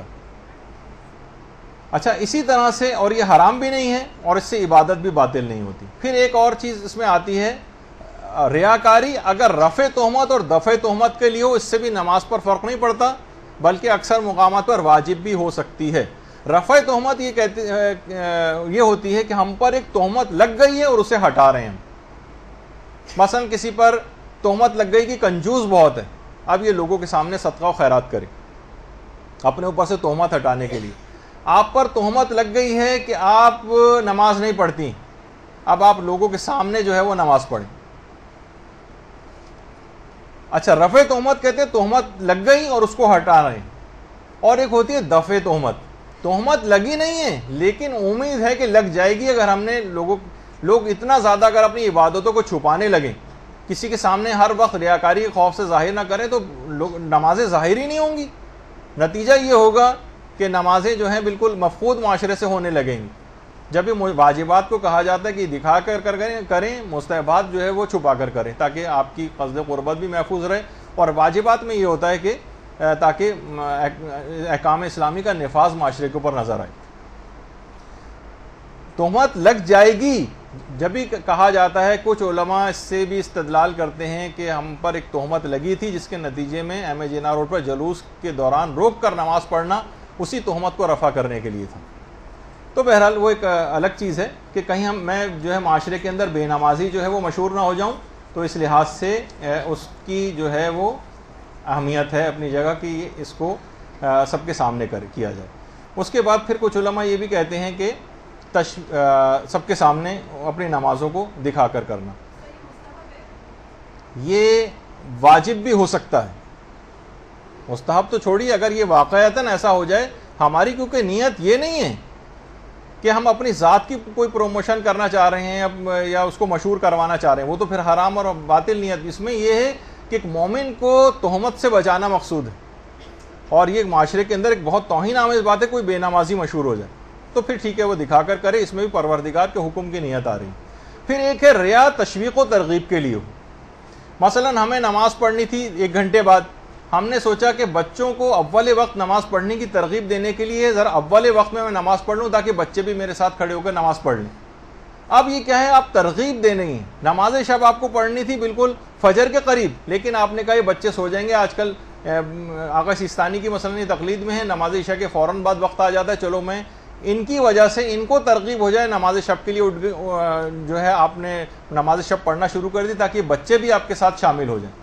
تو اب کیا ہے، اس میں ترغیب دلانے کے لیے، تشویق کے لیے، تاکہ بچوں کے اندر بھی نماز کا جذبہ پیدا ہو جائے، یہ ایک مستحسن فعل اور باعث ثواب، یہ اگر چاہے یہ بھی دکھا بچوں کو رہیں، لیکن یہ حکم خدا اس کے اندر پلٹ کے پھر آ جاتا ہے۔ ایک دائی الگ دائی کی ایک نیت ہوتی ہے جو کسی اور وقت بتاؤں گا، لیکن نتیجہ اس کا یہ ہے کہ نماز اس کی صحیح ہے۔ اور اس کے بعد ایک مسئلہ کی وضاحت اور کر دی جائے، بس یہ آخری 1 یا 2 مسئلے اور رہ گئے ہیں، کہ ریاکاری خواہ آپ کے نماز کے شروع میں ہو، چاہے درمیان میں ہو، چاہے سب سے آخر میں ہو، آپ کی نماز باطل ہو جائے گی اگر وہ واقعتاً ریا ہے، وسوسہ نہیں کہ خود اذیت ہو رہی ہے ہمیں خود خیال پسند نہیں آ رہا کہ کیوں ہمارے دماغ میں آ رہا ہو، تو آپ نے سن لیا کہ وہ ریاکاری نہیں یا اس کا کوئی اثر مرتب نہیں ہو رہا، اور 1 سیکنڈ کے لیے بھی آ جائے تو نماز باطل ہو جاتی۔ اچھا، ریاکاری میں ایک مسئلہ خطرناک اور بھی ہے کہ ریاکاری سے جو نماز کے باطل ہونے کا مسئلہ ہے، چاہے ہم ریاکاری پیدا ہوئی اگلے ہی سیکنڈ میں ہم نے توبہ کر لی، ریاکاری پیدا ہوئی اگلے ہی سیکنڈ میں توبہ کر لی اور اس کے بعد پھر نماز کنٹینیو کی، جی نہیں، آپ کی نماز باطل ہو چکی ہے، نماز کو دوبارہ شروع سے پڑھنا پڑے گا۔ یعنی توبہ سے بھی فرق نہیں پڑتا، نماز وضع حکم اس پر یہ رہے گا کہ آپ کو نماز دوبارہ پڑھنا پڑے گی۔ تو یہ اس میں ایک مسئلہ ہے۔ اچھا، اب یہاں پر ایک مسئلہ آپ کو اب پیدا ہو جائے گا، اگر یہ مسئلہ میں نے نہیں بتایا تو پوری نشست آپ کے لیے بیکار اور سب نمازیں آپ دوبارہ پڑھنے لگیں گے اپنی۔ وہ یہ کہ شک پیدا ہو جائے کہ یہ جو خیال میرے دماغ میں ابھی ابھی پیدا ہوا تھا یہ ریاکاری تھا یا نہیں تھا، یہ بہت بڑا مسئلہ ہے، اور یہ بڑا آقا خوئی بھی کہتے ہیں نے لکھا ہے کہ یہ مسئلہ بہت زیادہ وسواسی اشخاص کو پیش آتا ہے، لیکن آج کل کیونکہ سبھی وسواسی ہیں تو یہ زیادہ تر افراد کا یہ مسئلہ بن کے رہ گیا۔ اس میں علماء نے ایک ترکیب بتائی، ترکیب یہ ہے کہ اگر آپ کو کبھی کوئی خیال دوران نماز یہ پیدا ہو کہ کہیں یہ ریاکاری والا خیال تو نہیں آیا ابھی میرے دماغ میں جس سے نماز باطل ہوتی، اور شک میں مبتلا ہو جائیں کون سا خیال تھا یہ، مثلا آپ نماز پڑھ رہی تھی، کوئی خاتون آ کے بیٹھ گئیں، اب آپ نے جو ہے نا وہ آپ کو ہے کہ آپ نے ذرا اچھی قرات کر کے نماز شروع کر دی، زیادہ خشوع و خضوع سے شروع کر دی، اب فوراً دماغ میں خیال آ رہے کہیں یہ ریاکاری تو نہیں ہو گئی تھی، شک پیدا، اگر یقین ہو جائے تو نماز باطل، لیکن شک ہو گیا کہ پتہ نہیں ریاکاری تھی یا نہیں، علماء فرماتے ہیں کہ اس سے ایک درجہ پہلے جو کام آپ نے کیا تھا اس میں اپنی نیت کو چیک کریں۔ مثلا سجدے میں ایسا ہوا، یہ والا خیال آیا، اب آپ سوچیں کہ جب میں اس سے پہلے رکوع میں تھی اس وقت میری کیا نیت تھی، آپ نے کہا نہیں رکوع میں تو میری اخلاص نیت تھی، بالکل اس میں ایسا کوئی خیال نہیں تھا، بس اپنے اس پرانے خیال کو، رکوع والے خیال کو سجدے میں بھی کھینچ کر لائیں، سوچیں کہ اب بھی نہیں ہے اور آپ کی نماز صحیح ہے۔ اچھا اسی طرح سے مثلا رکوع میں تھیں اور تو یہ خیال دماغ میں آیا، اب اس سے پہلے کیا تھا، قیام میں جب آپ قرات کر رہی تھیں، اب اپنی قرات والے مسئلے کو چیک کریں، کہا کہ نہیں ہاں اس وقت تو یہ والا خیال نہیں تھا، اب آپ اسی خیال کو یہاں کھینچ کے لائیں، سوچیں گے اب بھی نہیں ہے۔ اچھا قرات میں کر رہی تھیں، اس وقت یہ خیال پیدا ہو گیا، اس سے پہلے آپ نے کیا کام کیا ہے، تکبیرۃ الاحرام پڑھی، تکبیرۃ الاحرام کے متعلق غور و فکر کریں۔ اچھا اگر تکبیرۃ الاحرام میں بھی آپ کو تھا کہ نہیں پتہ نہیں اس کے اندر بھی شاید یہ اسی طرح کا کوئی خیال تھا، یا تکبیرۃ الاحرام پڑھنے کے دوران اگر ایسا ہو گیا، تکبیرۃ الاحرام سے پہلے اگر آپ نے اذان و اقامت کہی تو اس کی نیت کو چیک کریں، وہیں کھڑے کھڑے سیکنڈز کے اندر کام ہو جائے گا۔ لیکن اگر آپ نے تکبیرۃ الاحرام مثلا یا اس سے پہلے کے کوئی عمل، وہ عمل ہی آپ نے انجام نہ دیا ہو اور اب بھی آپ کے خیال میں دماغ میں خیال پیدا ہونے لگے اور اس سے پہلے کا کوئی عمل ایسا نہ ہو جس کی نیت کو آپ یہاں کھینچ کر لے کر آئیں، تو آپ کی نماز باطل ہو جائے گی۔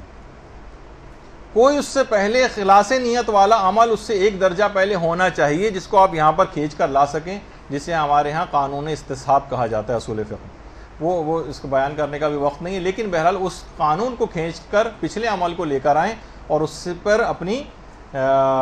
جو ہے وہ عمل کی بنیاد رکھیں اور اسی کے مطابق اپنی بات کو، اپنے اس نماز کو مکمل کریں۔ اچھا اب ریاکاری سے بس آخری ایک مسئلہ ایک بیان اور کر دیا جائے کہ ریاکاری سے نماز باطل ہو جاتی ہے، لیکن باطل ہونے کے معنی اکثر لوگ یہ لیتے ہیں کہ آخری سلام تک تو پڑھیں ہم اور اس کے بعد نماز کو دوبارہ لوٹائیں۔ جی نہیں، جیسے ہی ریاکاری سے نماز باطل ہو وہیں پر نماز کو چھوڑ دیجیے، آخر تک کھینچ وینچ کے لانا ضروری نہیں، ضروری کیا بالکل بیکار ہی ہے، وہ کھینچ کے لے بھی آئے تو اس کا کوئی اثر تو مرتب نہیں ہوگا، تو نئی نماز تو آپ کو پڑھنی ہے، وہیں پر نماز کو چھوڑ دیجیے اور نئی نماز پڑھیے۔ تو آپ نے دیکھا کہ نماز میں کتنی قسم کی ریاکاری، جو میں بہت تیز رفتاری سے گیا، اس کے اندر ابھی کتنے ضمنی مسئلے اور باقی ہیں کہ جو کہ آج بیان نہیں ہو سکے، اور کہیں آج جا کر ہماری نیت کی گفتگو اب ختم ہوئی۔ البتہ نیت دیکھیے ایسا ایک خطرناک مسئلہ ہے نیت کا کہ اگر اس میں اخلاص پیدا نہیں ہوا تو پوری آپ نے دیکھا کہ اعمال برباد ہو جائیں گے۔ ایک ہی صرف اس کا طریقہ ہے کہ انسان اگر ہر وقت اپنی موت کو یاد رکھے۔ دیکھیے موقع بس کبھی نہ کبھی یہ موقع آئے گا، قبر میں ہم اور آپ لیٹے ہوئے ہوں گے اپنی اپنی قبروں میں، اور لوگ اوپر سے آخری دیدار کر رہے ہوں گے، قبر کے اندر کا مرحلہ یہاں نیچے سے آپ اوپر دیکھ رہی ہیں، وقت گزر جائے گا اور ہمیشہ ہمیشہ کی ایک زندگی شروع ہو جائے گی۔ تلقین پڑھنے والے اسما افہم یا فلاں ابن فلاں یا فلاں بنت فلاں جو ہے وہ کہہ رہے ہوں گے اور آپ اس وقت سن رہی ہوں گی، اور آخری پتھر رکھے جانے والے ہوں گے۔ اس وقت کا سوچئے دماغ میں کہ وہ وقت اگر آ گیا، اس سے پہلے اپنی نمازوں کو بہتر سے بہتر بنا جائیے، خواہ ایک نماز ایک دفعہ ہی کیوں نہ صحیح، اصل جیسا نماز کا حق ہے ویسی نماز پڑھ جائیے۔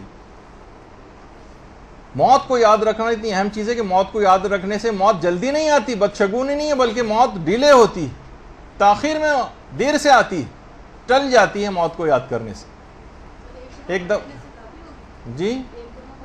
کم سے کم ایک دفعہ، یہ تو میں آپ کو تشویق کے لیے کہہ رہا ہوں، اس میں ہمیشہ کم سے کم کی طرف کیوں توجہ، ترقی آگے کی طرف بھی ہونا چاہیے، لیکن کم سے کم ایک دفعہ تو ایک ایسی نماز پڑھ جائیں کہ روحانیت کا کوئی درجہ تو کم سے کم ایک دفعہ تو معراج نماز حاصل کر لے۔ اور اس لحاظ سے بس تفصیل اب اس کی میں بعد میں بتاؤں گا، اب اس بات کو گفتگو اور مکمل کر لی جائے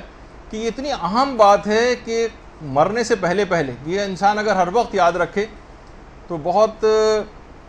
اس کے گناہ بھی اس کی زندگی سے کم ہو جاتے ہیں. اور بھی کچھ ہی عرصے پہلے اپنے ایک عزیز کی کچھ اپنے پرسنل ایکسپیرینس بھی کبھی بتا دیتا ہوں. تدفین میں قبرستان گیا تو وہاں قبر پہ مجھے باقاعدہ اپنا نام لکھا ہوا نظر آیا, البتہ والد کا نام کیونکہ کسی اور محروم کی قبر تھی تو بہت